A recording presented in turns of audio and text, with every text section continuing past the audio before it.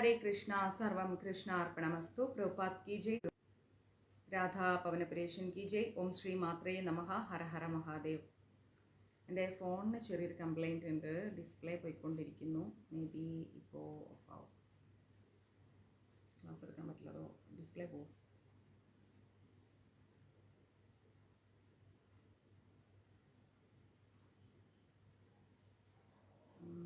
നോക്കട്ടെ ഫോണിനൊരു complaint കാണിച്ചുകൊണ്ടിരിക്കുന്നുണ്ട് display പോയി എന്നാണ് തോന്നുന്നു അവിടെ നമുക്ക് സാധിക്കുന്നിടത്തോളം ക്ലാസ് പോവാം മേ ബി ഡിസ്പ്ലേ പോകാൻ ചാൻസ് ഉണ്ട് അതുകൊണ്ടാണ് ക്ഷമിക്കണം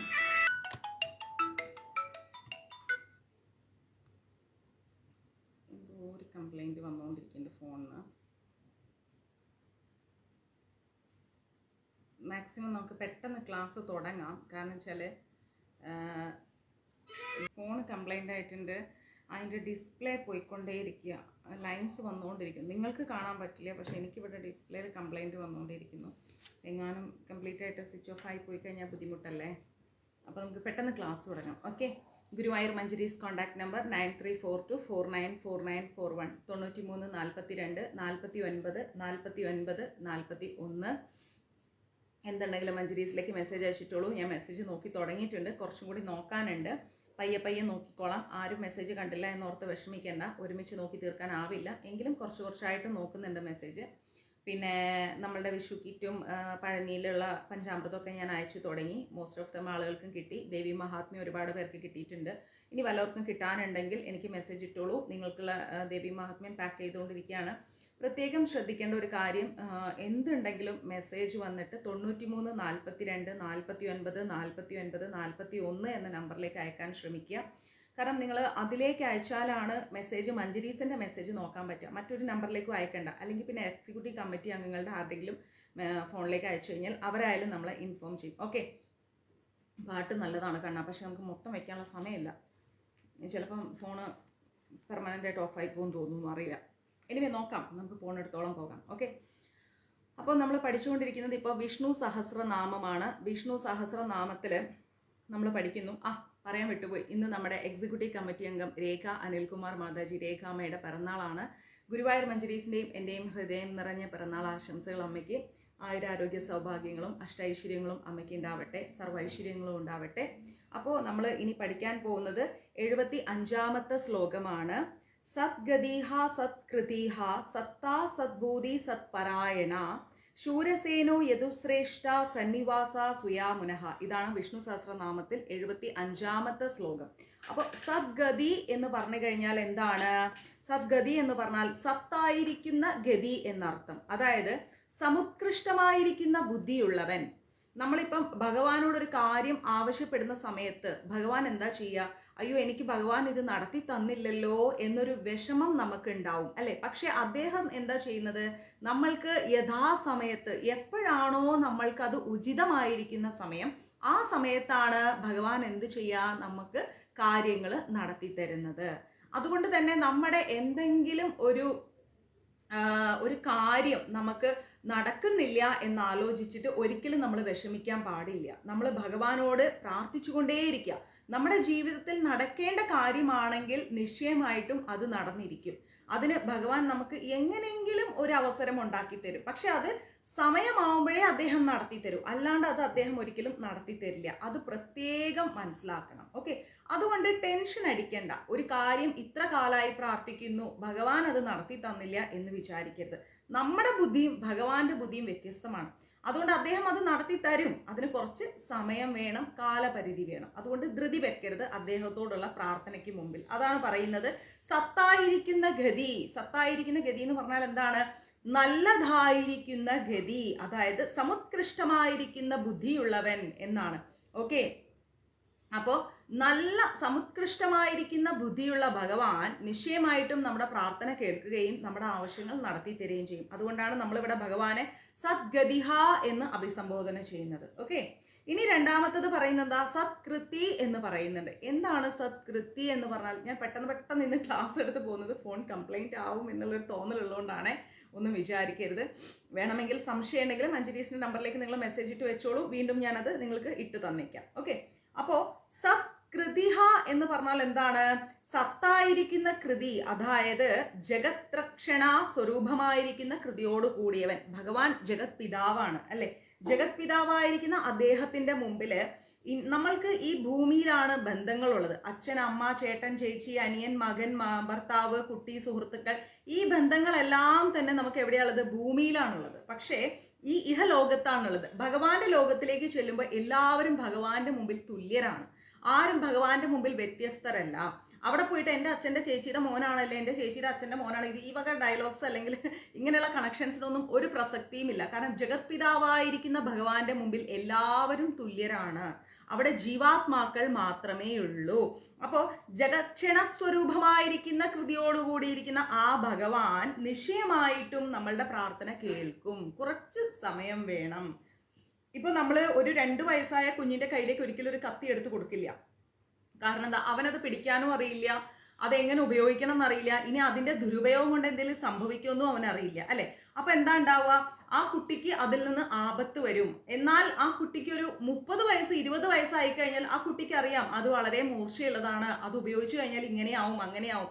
അപ്പൊ എന്തായി? അവനത് എടുത്തു കഴിഞ്ഞാൽ പോലും നമ്മളത് നോക്കില്ല, അവനെന്തോ ആവശ്യത്തിന് എടുത്തു, അത് തിരിച്ചു വെച്ചോളും എന്ന് നമ്മളുടെ ഉള്ളിൽ തന്നെ നമുക്ക് അറിയാൻ പറ്റും. ഇതേപോലെ നമ്മൾ എത്ര വയസ്സായാലും നമ്മുടെ ശരീരത്തിനാണ് പ്രായം സംഭവിക്കുന്നത്, ആത്മാവിന് പ്രായം സംഭവിക്കുന്നില്ല. അതുകൊണ്ട് തന്നെ ശരീരത്തിന് പ്രായം സംഭവിക്കുമ്പോൾ ഭഗവാൻ അറിയാം ഏത് പ്രായത്തിൽ ഏത് സമയത്ത് എപ്രകാരം നമുക്ക് അനുഗ്രഹം ചൊരിയണം. ഏത് സമയത്താണോ നമുക്കൊരു കാര്യം നൽകേണ്ടത് അത് ഭഗവാൻ കൃത്യമായിട്ട് നൽകും. അതിന് നമ്മൾ ധൃതി വെക്കണ്ട, ഭഗവാന്റെ മുന്നിൽ പരാതി പറയേണ്ട, ഭഗവാനെ ഒഴിവാക്കണ്ട. ചില വ്യക്തികൾ പറയുന്നത് കേട്ടിട്ടുണ്ട്, ഞാൻ കുറേ നാളായി പ്രാർത്ഥിക്കുന്നു, പക്ഷെ അദ്ദേഹം എനിക്ക് ഒന്നും നടത്തി തരുന്നില്ല, ഭഗവാനോടുള്ള വിശ്വാസമേ എനിക്ക് പോയി എന്ന്. അത് തീർത്തും വിഡ്ഢിത്തരമാണ്. കാരണം എന്താ അറിയോ?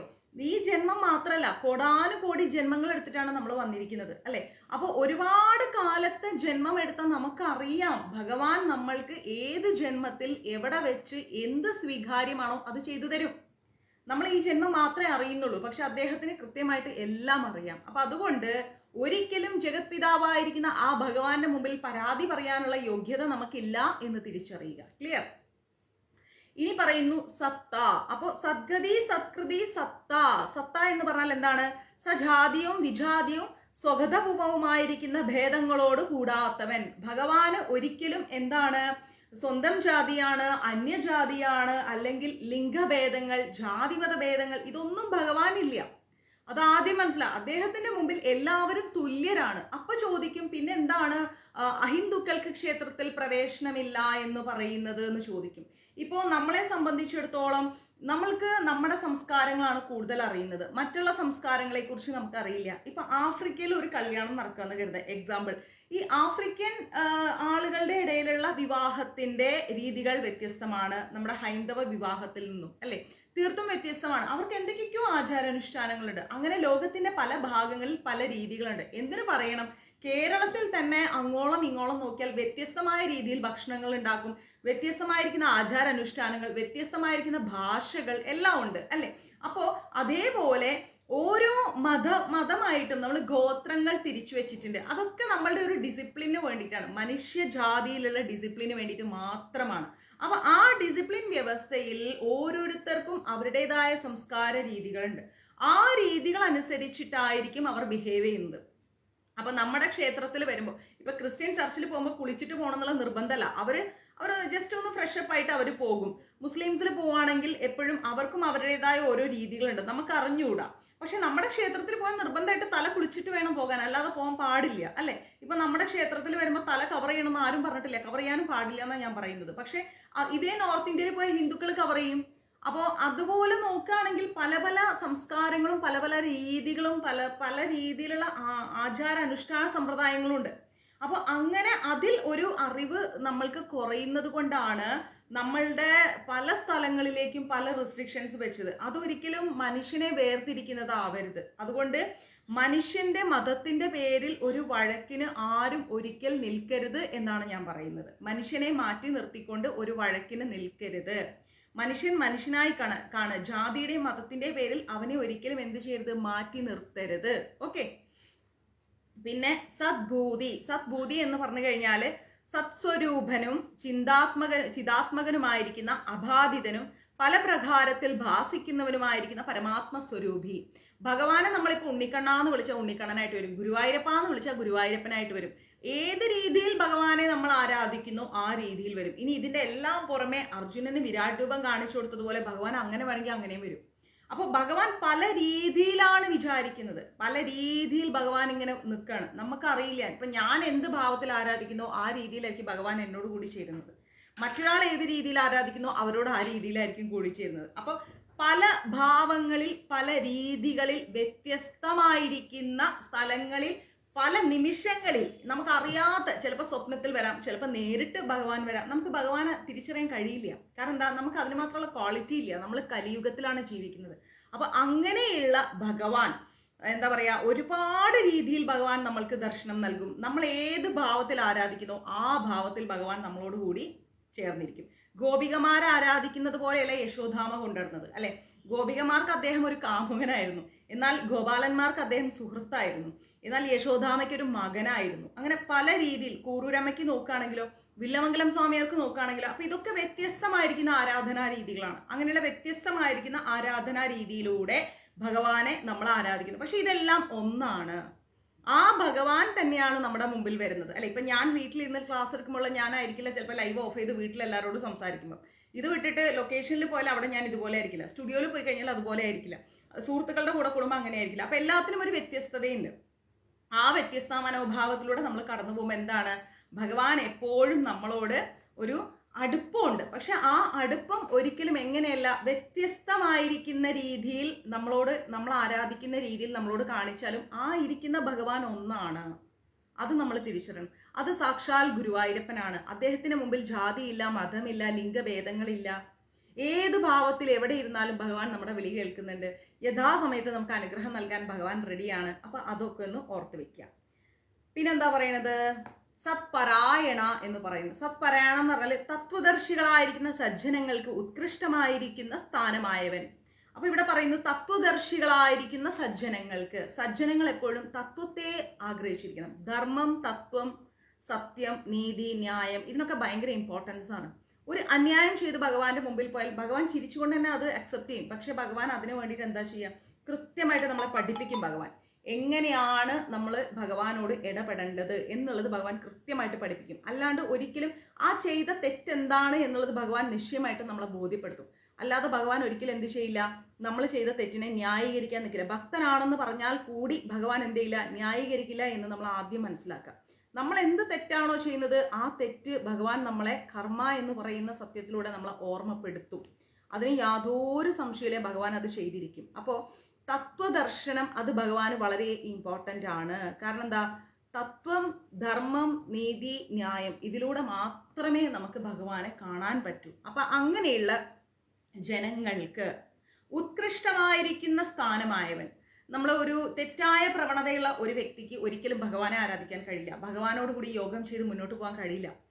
തികഞ്ഞ ആ ഒരു ആത്മസമർപ്പണത്തോടെ ഗുരുവായൂരപ്പ എന്ന് വിളിക്കാൻ കഴിയില്ല. കാരണം എന്താ, ഭഗവാൻ സാത്വികമാണ്, ഭഗവാൻ സത്യമാണ്. അതർവൈസ് തെറ്റായ വഴിയിൽ പോകുന്ന ഒരാൾക്ക് എപ്പോഴും സുഖമുണ്ടാവും, സന്തോഷം ഉണ്ടാവും, ആത്മസംതൃപ്തി ഉണ്ടാവും, അയാൾ ഹാപ്പി ആയിരിക്കും. കാരണം എന്താണെന്ന് വെച്ച് കഴിഞ്ഞാൽ അയാൾ മായയിൽ ജീവിക്കുന്നവനാണ്. ദുഃഖം അറിയുന്നവനും ദുഃഖത്തിലൂടെ കടന്നു പോകുന്നവൻ്റെയും കൂടെ ഗുരുവായൂരപ്പൻ ഉണ്ടാവുന്ന ആ ഭക്തൻ ഒരിക്കലും നശിക്കുന്നില്ല. നമ്മൾക്ക് ഈ ഭൂമിയിൽ വേണ്ടത് സുഖമല്ല, സമാധാനമാണ്. അപ്പൊ നിങ്ങൾ ചോദിക്കും, മാതാജി അപ്പൊ ദുഃഖം വന്നാൽ എങ്ങനെയാണ് മനസ്സമാനം ഉണ്ടാവുന്നത്? ഇത്രയധികം ദുഃഖങ്ങളിലൂടെ കടന്നു പോയിട്ടും നമുക്ക് കഴിക്കാൻ ഭക്ഷണമുണ്ട്, വസ്ത്രമുണ്ട്, മരുന്നുണ്ട്, ഉറങ്ങാൻ സ്ഥലമുണ്ട്, നമ്മൾ നശിച്ചിട്ടില്ല, അല്ലെ? എന്നാൽ സുഖലോലുപത്തിലൂടെ പോകുന്ന എത്രയോ വ്യക്തികൾ നശിച്ചു പോയിട്ടുണ്ട്. പണത്തിന്റെ മുകളിൽ കിടന്നുറങ്ങുന്ന എത്രയോ പേര് സ്വയം ആത്മഹത്യ ചെയ്തിട്ടുണ്ട്. അപ്പൊ അവർക്ക് സമാധാനം ഇല്ലാണ്ടാണ് അവരത് ചെയ്തത്? ഒരിക്കലുമല്ല. ഈശ്വരനില്ലെങ്കിൽ നാശം ഉറപ്പാണ്, യാതൊരു സംശയവുമില്ല. ഈശ്വരനില്ലേ നാശം ഉറപ്പാണ്. എന്നാൽ ഈശ്വരൻ ഉണ്ടോ, ഒരിക്കലും നമ്മൾ നശിക്കില്ല, നമ്മൾ ഒരിക്കലും നശിച്ചു പോവില്ല. കാരണം ഭഗവാന്റെ കൺട്രോളിലാണ് നമ്മൾ. ക്ലിയർ? ഇനി പറയുന്നു ശൂരസേനഹ. ശൂരസേനഹ എന്താ ശൂരസേനഹ എന്ന് പറഞ്ഞാൽ ശൗര്യശാലികളായിരിക്കുന്ന സൈനികന്മാരുള്ള സേനയോടുകൂടിയാണ്. ഭഗവാന്റെ സേനകൾ എന്ന് പറഞ്ഞു കഴിഞ്ഞാൽ അത് ഭയങ്കരം ശക്തിയാണ്. ആ ഭഗവാന്റെ ശക്തി നമുക്കറിയാം. അപ്പൊ ഭഗവാന്റെ സേനകളോ, ഭഗവാൻ നന്നായിട്ട് ട്രെയിനിങ് കൊടുത്തു വെച്ചു എന്ന് വേണമെങ്കിൽ പറയാം. ശൂരസേനകളാണ് ഭഗവാന്റെ സേനകൾ. ഭഗവാന്റെ ഭക്തർക്ക് ഒരു വിഷമം എന്ന് കണ്ടു കഴിഞ്ഞാൽ ഭഗവാന്റെ ആ സേനകൾ വെറുതെ ഇരിക്കില്ല എന്ന് ആലോചിക്കുക. ഒരിക്കലും നമ്മൾ ഭഗവാന്റെ ഭക്തരെ വേദനിപ്പിക്കാൻ പോകരുത്, വിഷമിപ്പിക്കാൻ പോകരുത്, അവരെ അപമാനിക്കാൻ പോകരുത്, ഒന്നിനും പോകരുത്. നമ്മൾ മിണ്ടാതിരിക്കുക. കാരണം എല്ലാം തീരുമാനിക്കേണ്ടത് ഭഗവാനാണ്, നമ്മളല്ല തീരുമാനിക്കേണ്ടത്, അല്ലെ? ഡിസിഷൻ മേക്കർ എന്ന് പറയുന്നത് ഭഗവാനാണ്. അപ്പോൾ നമ്മൾ ഭഗവാന്റെ ഭക്തരെ വേദനിപ്പിക്കാനോ എന്തിനെങ്കിലും ശ്രമിച്ചു കഴിഞ്ഞാൽ ഭഗവാൻ വരുന്നതിനേക്കാളും ഭഗവാന്റെ സേന വരും. അതിനുള്ള ഉത്തരം ഭഗവാന്റെ സേനകൾ കൊടുത്തിട്ടേ ഭഗവാൻ ഇടപെടത്തുള്ളൂ. അപ്പൊ അത്രയും ശൗര്യശാലികളായിരിക്കുന്ന സേനകളുള്ള ആളാണ് ആര്? ഭഗവാൻ എന്ന് പറയുന്നത്. ഭഗവാന്റെ സേനകളെ കുറിച്ച് അറിയാലോ, നമ്മൾ മഹാഭാരതത്തിലൊക്കെ കുറെ പഠിച്ചിട്ടുണ്ട്. അപ്പൊ അതുകൊണ്ട് ഒരിക്കലും എന്താ ചെയ്യാൻ പാടില്ലാത്തത്? ഭഗവാന്റെ ഭക്തരെ നമ്മൾ വേദനിപ്പിക്കാൻ പാടില്ല. കാരണം ശൂരസേന ഭഗവാന്റെ കയ്യിലുണ്ട്. സേനകളുടെ അക്രമം എന്ന് പറഞ്ഞാൽ ഒരിക്കലും നമുക്ക് തടുക്കാൻ പറ്റില്ല. ഇനി യദുശ്രേഷ്ഠ. യദുശ്രേഷ്ഠ എന്ന് പറഞ്ഞാൽ യദുവംശജരിൽ പ്രധാനിയായവനാണ് ഭഗവാൻ. യദുവംശജിൽ ഏറ്റവും ആ വംശത്തിൽ തന്നെ പ്രധാനം അർഹിക്കുന്ന ആളാണ് ആര്? ഭഗവാൻ. അതുകൊണ്ടാണ് ഭഗവാനെ നമ്മൾ എന്ത് വിളിക്കുന്നത്? യദുശ്രേഷ്ഠ എന്ന് വിളിക്കുന്നത്. ഇനിയോ സന്നിവാസ. സദ്ഗതി സത്കൃതി സത്താ സദ്ഭൂതി സത്പരായണ ശൂരസേനോ യദുശ്രേഷ്ഠ സന്നിവാസ സുയാമുന എന്ന് പറയുന്നുണ്ട്. ഈ സന്നിവാസ എന്ന് പറഞ്ഞാൽ എന്താണ്? സത്തുക്കളായിരിക്കുന്ന വിദ്വാൻമാർക്ക് ആശ്രയമായവൻ. നമ്മൾ ഒരുപാട് ഭഗവാന്റെ കാര്യങ്ങൾ പഠിക്കുന്നു, മനസ്സിലാക്കുന്നു, സത്സംഗം കേൾക്കുന്നു, കീർത്തനം ചെയ്യുന്നു, എല്ലാം ചെയ്യുന്നുണ്ട്. ഇങ്ങനെ ഭഗവാന്റെ വഴിയിലൂടെ ഭഗവാനിലേക്ക് എത്താൻ ശ്രമിക്കുന്ന ആ മനുഷ്യരെ നമ്മൾ വിളിക്കുന്നതാണ് എന്ത്? സത്തുക്കൾ എന്ന് പറയുന്നത്. അവർ നല്ല ജന്മങ്ങളാണ്. ഭഗവാനെ ആശ്രയിച്ച് ജീവിച്ച് മുന്നോട്ട് പോകാൻ ആഗ്രഹിക്കുന്ന വ്യക്തികൾ ആരായാലും അവർ സത്തുക്കളാണ്. അവർക്ക് ഭഗവാന്റെ വഴി മതി, ഭഗവാൻ മതി. തെറ്റായ വഴിയിലൂടെ നമുക്ക് ഒരിക്കലും ജയം വേണ്ട. കുറേ കഷ്ടപ്പെട്ടാലും നമ്മൾ ശരിയായ വഴിയിലൂടെ നമുക്ക് മുന്നോട്ട് പോയാൽ മതി എന്ന ബോധമുള്ളവരെയാണ് നമ്മൾ എന്തെന്ന് വിളിക്കുന്നത്? നല്ല വ്യക്തികൾ എന്ന് വിളിക്കുന്നത്. അവർ സത്തുക്കളാണ്. അപ്പൊ അങ്ങനെയുള്ള സത്തുക്കളായിരിക്കുന്ന വിദ്വാൻമാർക്ക്, അവർ വിദ്വാൻമാരാണ്, അറിവുള്ളവരാണ്. ഭഗവാന്റെ അനുഗ്രഹം കൊണ്ട് അവർക്ക് നല്ല അറിവുണ്ട്. ആ അറിവുള്ളവർക്ക് ആശ്രയമാണ് ആര്? ഭഗവാൻ എന്ന് പറയുന്നത്. റിമോട്ട് എടുത്തേ. ഭഗവാൻ എന്ന് പറയും. എന്നാൽ തെറ്റായ വഴിയിലൂടെ പോയിട്ട് എളുപ്പം ജീവിതത്തിൽ വിജയിക്കണം എന്ന് ആഗ്രഹിക്കുന്ന വ്യക്തികൾക്ക് ഒരിക്കലും എന്ത് സംഭവിക്കില്ല? ഭഗവാനെ ലഭിക്കില്ല എന്ന് ആലോചിക്കാം. കാരണം അവർക്ക് ഭഗവാൻ ഇല്ല എന്ന് തന്നെ പറയാം. ഭഗവാൻ കൂടെ ഉണ്ടെങ്കിൽ മാത്രമേ നമുക്ക് എന്ത് ചെയ്യാൻ പറ്റൂ? മുന്നോട്ട് പോകാൻ പറ്റൂ. അപ്പൊ ഭഗവാൻ കൂടെയുള്ള ആ സത്തുക്കൾക്ക്, ആ വിദ്വാൻമാർക്ക് എന്നും ആശ്രയമായിരിക്കുന്ന ആൾ ആരാണ്? ഭഗവാനാണ്. അപ്പൊ നല്ല വഴിക്കും ധർമ്മത്തിന്റെയും സത്യത്തിന്റെയും നീതിയുടെയും ന്യായത്തിന്റെയും വഴിക്ക് നമുക്ക് എന്ത് കിട്ടൂ? ഭഗവാനെ ലഭിക്കൂ. അപ്പൊ അങ്ങനെയുള്ള യദുവംശജരിൽ പ്രധാനിയായിരിക്കുന്ന സത്തുക്കളായിരിക്കുന്ന വിദ്വാൻമാർക്ക് ആശ്രയമായിരിക്കുന്ന ആ ഭഗവാനെയാണ് നമ്മൾ എന്ത് ചെയ്യേണ്ടത്? ആശ്രയിക്കേണ്ടത്. അനു നാളെ വിളിച്ചോളൂ അനു, ഞാൻ ഇന്ന് നല്ല ടയർഡാണ്. ഇപ്പോൾ വൈകുന്നേരമാണ് ഞാൻ വന്നത്. ക്ലാസ്സും കൂടി എടുത്ത് എനിക്ക് കുറച്ച് നേരം കിടക്കണം, അല്ലെങ്കിൽ ഞാൻ ആകെ ടയർഡായി പോകും. ഓക്കെ, നാളെ വിളിച്ചോളൂ കേട്ടോ. നാളെ രാവിലെ ഒന്നും വിളിക്കണ്ട, വൈകിട്ട് വിളിച്ചാൽ മതി. കാരണം നാളെ രാവിലെ എഴുന്നേറ്റ് രാവിലെ വീട്ടിലെ പൂജ കാര്യങ്ങൾ ഇതെല്ലാം കഴിഞ്ഞ് രാവിലെ ജിമ്മിൽ പോയി തിരിച്ച് വന്ന് കുക്ക് ചെയ്ത് പിന്നെ ഡബ്ബിങ് ഉണ്ട്, അതിന് പോയി ഉച്ചയ്ക്ക് വന്ന് ഫുഡ് കഴിച്ച് വീണ്ടും തിരിച്ച് സ്റ്റുഡിയോയിൽ പോയി അത് കഴിഞ്ഞ് വന്ന് ആ സമയത്ത് വേണമെങ്കിൽ ഒരു 10 മിനിറ്റോ 5 മിനിറ്റോ ഒന്ന് വിളിച്ചോളൂ. ഓക്കെ, പിന്നെ വൈകിട്ട് പൂജയായി ക്ലാസ്സായി, അതുകൊണ്ട് വൈകിട്ട് വിളിച്ചാൽ മതി, രാവിലെ വിളിക്കണ്ട. പിന്നെന്താ പറയുന്നത്? സുയാമുന എന്ന് പറയുന്നു. എന്താണ് സുയാമുന എന്ന് പറയുന്നത്? ശോഭനന്മാരും യമുനാ സംബന്ധികളുമായിരിക്കുന്നവരാൽ പരിവേഷ്ടനം ചെയ്യപ്പെട്ടവൻ, അല്ലെ? യമുനാ സംബന്ധികളായിരിക്കുന്നവർ എന്ന് പറഞ്ഞാൽ ആരാണ്? ആ യമുനാ തീരത്ത് താമസിച്ചവര്. ഇനി ദ്വാരകയിലാവട്ടെ, അല്ലെങ്കിൽ ഭഗവാൻ എവിടേക്ക് ഉണ്ടായിരുന്നു അവിടെയൊക്കെ, ഭഗവാൻ വൃന്ദാവനത്തിലാവട്ടെ, നന്ദഗോപരുടെ ഗൃഹത്തിലാവട്ടെ, എവിടേക്ക് ഭഗവാൻ ഉണ്ടായിരുന്നു അവിടെയൊക്കെ ഭഗവാനോട് ചുറ്റി കുറേ ആൾക്കാരുണ്ടായിരുന്നു, അല്ലെ? ആ കുറേ ആൾക്കാരോട് കൂടി എല്ലാ സ്നേഹ പരിലാളനങ്ങളോടും കൂടിയാണ് ഭഗവാൻ ജീവിച്ചു വന്നത്. അതൊന്ന് മനസ്സിലാക്കണം. കാരണം വെച്ചാൽ എല്ലാവർക്കും ഭഗവാനെ ഇഷ്ടമായിരുന്നു. ഭഗവാനോട് എതിർപ്പുള്ള കുറച്ച് അസുരന്മാർക്ക് മാത്രമാണ് അദ്ദേഹത്തിനോടുള്ള ഭയം കൊണ്ടാണ് ശരിക്കും അവർ ഭഗവാനെ ഇല്ലാതാക്കണം എന്ന് വിചാരിച്ചത്. പക്ഷെ ഭഗവാൻ അവർക്കും നൽകിയത് എന്താണ്? മരണത്തിലൂടെ മോക്ഷമാണ് നൽകിയത്. ഭഗവാൻ അവരുടെ ആത്മാവിനെ നശിപ്പിച്ചിട്ടില്ല, ശരീരത്തെയാണ് നശിപ്പിച്ചിരിക്കുന്നത്. അങ്ങനെ ഭഗവാൻ അവർക്ക് മോക്ഷമാണ് കൊടുത്തിരിക്കുക. അപ്പൊ ഭഗവാൻ ആരെയും ദ്രോഹിക്കില്ല എന്ന് നമ്മൾ മനസ്സിലാക്കിയ, എല്ലാവരോടും കരുണയുള്ളവനാണ് ഭഗവാൻ. അങ്ങനെ ആ യമുനാ തീരത്ത് ഉണ്ടായിരുന്ന എല്ലാവരാലും സ്നേഹ പരിലാളനങ്ങളോടുകൂടി ആണ് ഭഗവാൻ എന്തായത്? ഇങ്ങനെ നമസ്തേ ഭഗവാൻ പരിവേഷ്ടനം ചെയ്യപ്പെട്ടിരിക്കുന്നത്. അപ്പൊ അത്രയും ഉയർന്ന അത്രയും വലിയൊരു പൊസിഷനിൽ ഇരിക്കുന്ന ആ ഭഗവാന്റെ അടുത്ത് പോയിട്ട് ഒരിക്കലും നമ്മൾ പരാതികൾ പറയരുത്. Okay, Shanti Mataji, thank you so much. എന്താ പറയാ, റൈറ്റ് ടൈം മാതാജി അവർക്കുള്ള ആൻസർ കൊടുത്തു. Thank you. ഇതാണ് ഞാൻ എക്സിക്യൂട്ടീവ് കമ്മിറ്റിയിൽ നിന്ന് ആഗ്രഹിക്കുന്നത്. ഞാൻ ഇടയ്ക്കിടയ്ക്ക് ഇങ്ങനെ പലരും ഓരോന്ന് ആവശ്യപ്പെടുമ്പോൾ അതിൻ്റെ ആൻസർ ഞാൻ കൊടുക്കാനിരുന്നു കഴിഞ്ഞാൽ ക്ലാസ് ബ്രേക്ക് ആവും. പക്ഷേ എക്സിക്യൂട്ടീവ് കമ്മിറ്റി അംഗങ്ങൾ കറക്റ്റായിട്ട് അതിന് ആൻസർ കൊടുത്ത് പോവുകയാണെങ്കിൽ നന്നായിരിക്കും. ശാന്തി മാതാജി, അനു മാതാജിക്ക് ആൻസർ കൊടുത്തു. Thank you so much. ഇതാണ് ഭഗവത് സേവനം എന്ന് പറയുന്നത്. യഥാസമയത്ത് ഭക്തർക്ക് എന്താണോ ആവശ്യം അത് കൃത്യമായിട്ട് ചെയ്യുക എന്നുള്ളത്. സമയക്കുറവ് കൊണ്ട് പോലും ഓട്ടം കൊണ്ടും ചിലപ്പോൾ എനിക്ക് പറ്റിയെന്ന് വരില്ല, പക്ഷേ എക്സിക്യൂട്ടീവ് കമ്മിറ്റി എന്നും അലേർട്ടായിരിക്കും. Okay, thank you. അപ്പം നമ്മൾ പഠിച്ചു 75ാമത്തെ ശ്ലോകം. സദ്ഗതി സത്കൃതി സത്ത സദ്ഭൂതി സത്പരായണ ശൂരസേനോ യദുശ്രേഷ്ഠ സന്നിവാസ സുയാമുന. ഇതിന്റെ അർത്ഥം നമുക്ക് മനസ്സിലായല്ലോ. സത്തായിരിക്കുന്ന ഗതി, അതായത് സമുത്കൃഷ്ടമായിരിക്കുന്ന ബുദ്ധിയോടുകൂടി, സത്തായിരിക്കുന്ന കൃതി, അതായത് ജഗക്ഷണ സ്വരൂപമായിരിക്കുന്ന കൃതിയോടുകൂടിയിരിക്കുന്ന, സുജാതിയും വിജാതിയും സ്വഗതവുമായിരിക്കുന്ന ഭേദങ്ങളോട് കൂടാതെ ഇരിക്കുന്ന, അതായത് മറ്റു ജാതി അങ്ങനെ ഇങ്ങനെ ജാതി വ്യവസ്ഥ ഇല്ലാത്ത, സത്സ്വരൂപനും ചിതാത്മകനുമായിരിക്കുന്ന, അഭാവിതനും പല പ്രകാരത്തിൽ ഭാസിക്കുന്നവനുമായിരിക്കുന്ന, പരമാത്മ സ്വരൂപിയായിരിക്കുന്ന, തത്വദർശികളായിരിക്കുന്ന സജ്ജനങ്ങൾക്ക് ഉത്കൃഷ്ടമായിരിക്കുന്ന സ്ഥാനമായിരിക്കുന്ന, ശൗര്യശാലികളായ സൈനികന്മാരുള്ള സേനയോടുകൂടിയിരിക്കുന്ന, യദുവംശജരാൽ പ്രധാനിയായിരിക്കുന്ന, സത്തുക്കളായിരിക്കുന്ന ജനങ്ങൾക്ക്, വിദ്വാൻമാർക്ക് എന്നും ആശ്രയമായിരിക്കുന്ന, ശോഭനന്മാരും യമുനാ സംബന്ധികളുമായിരിക്കുന്നവരാൽ പരിവേഷ്ടനം ചെയ്യപ്പെട്ടിരിക്കുന്ന ആ ഭഗവാന്റെ തൃപാദങ്ങളിൽ നമുക്ക് നമസ്കരിക്കാം. അപ്പൊ ആ ഗുരുവായൂരപ്പനെ നിങ്ങൾ എന്ത് ചെയ്യണം? ഹൃദയത്തോടു കൂടി ചേർത്ത് പിടിക്കണം. അല്ലാതെ ഭഗവാനെ എനിക്ക് അത് തന്നില്ലല്ലോ ഇത് തന്നില്ലല്ലോ എന്ന് പറഞ്ഞിട്ട് പോയിട്ട് പരാതിയൊന്നും പറയരുത്. ഭഗവാൻ തരേണ്ട കാര്യങ്ങൾ കൃത്യമായിട്ട് തരും. എപ്പോഴാണോ നിങ്ങൾക്ക് ഭഗവാന്റെ അനുഗ്രഹം ലഭിക്കുന്നത് ആ അനുഗ്രഹത്തിന് വേണ്ടിയിട്ട് കാതോർത്തിരിക്കുക. ഭഗവാൻ തരും, തരാതിരിക്കില്ല. അത്രയും ദയാലുവാണ് ഭഗവാൻ. ഇത്രയും ദുഷ്ടന്മാരായിരിക്കുന്ന അസുരന്മാർക്ക് പോലും മരണത്തെ കൊടുത്ത് മോക്ഷം നൽകിയ ആ ഭഗവാൻ നമ്മളെ പോലെയുള്ള എന്താ പറയുക, അത്രയും ഭഗവാനെ സ്നേഹിക്കാൻ വെമ്പിക്കൊണ്ട് നടക്കുന്ന, ഭഗവാന്റെ ആ ഒരു ഭക്തിയോടുകൂടി ഉയരാൻ ആഗ്രഹിക്കുന്ന നമ്മളെ പോലെയുള്ളവരെ ഭഗവാൻ അനുഗ്രഹിക്കില്ല എന്ന് തോന്നുന്നുണ്ടോ? തീർച്ചയായിട്ടും അനുഗ്രഹിക്കും. ഓക്കെ, നമ്മൾ ഈശ്വരനാമം ജപിച്ചാൽ മാത്രം മതി, മറ്റൊന്നും ചെയ്യേണ്ട ആവശ്യമില്ല. ഭഗവാൻ നമ്മുടെ കൂടെ വരും. ക്ലിയർ? ഇനി പറയുന്നു 76ാമത്തെ ശ്ലോകം. ഭൂതാവാസോ വാസുദേവ ഭൂതാവാസോ വാസുദേവ സർവാസു നിലയോ. ഭൂതാവാസു വാസുദേവ സർവാസു നിലയോ അനല ദർപ്പഹ ദർപ്പധോ ദൃപ്തോ ദുർധരോ അധാപരാജിത. അധാപരാജിത എന്താണ് ഇതിന്റെ അർത്ഥം എന്ന് പറഞ്ഞാൽ, ഭൂതാവാസ എന്ന് പറഞ്ഞു കഴിഞ്ഞാൽ സർവഭൂതങ്ങൾക്കും നിവാസസ്ഥാനമായവൻ. എല്ലാ ഭൂതങ്ങളും, ഭൂതം എന്ന് പറയുമ്പോൾ പ്രേതാണോ? ഒരിക്കലും അല്ല.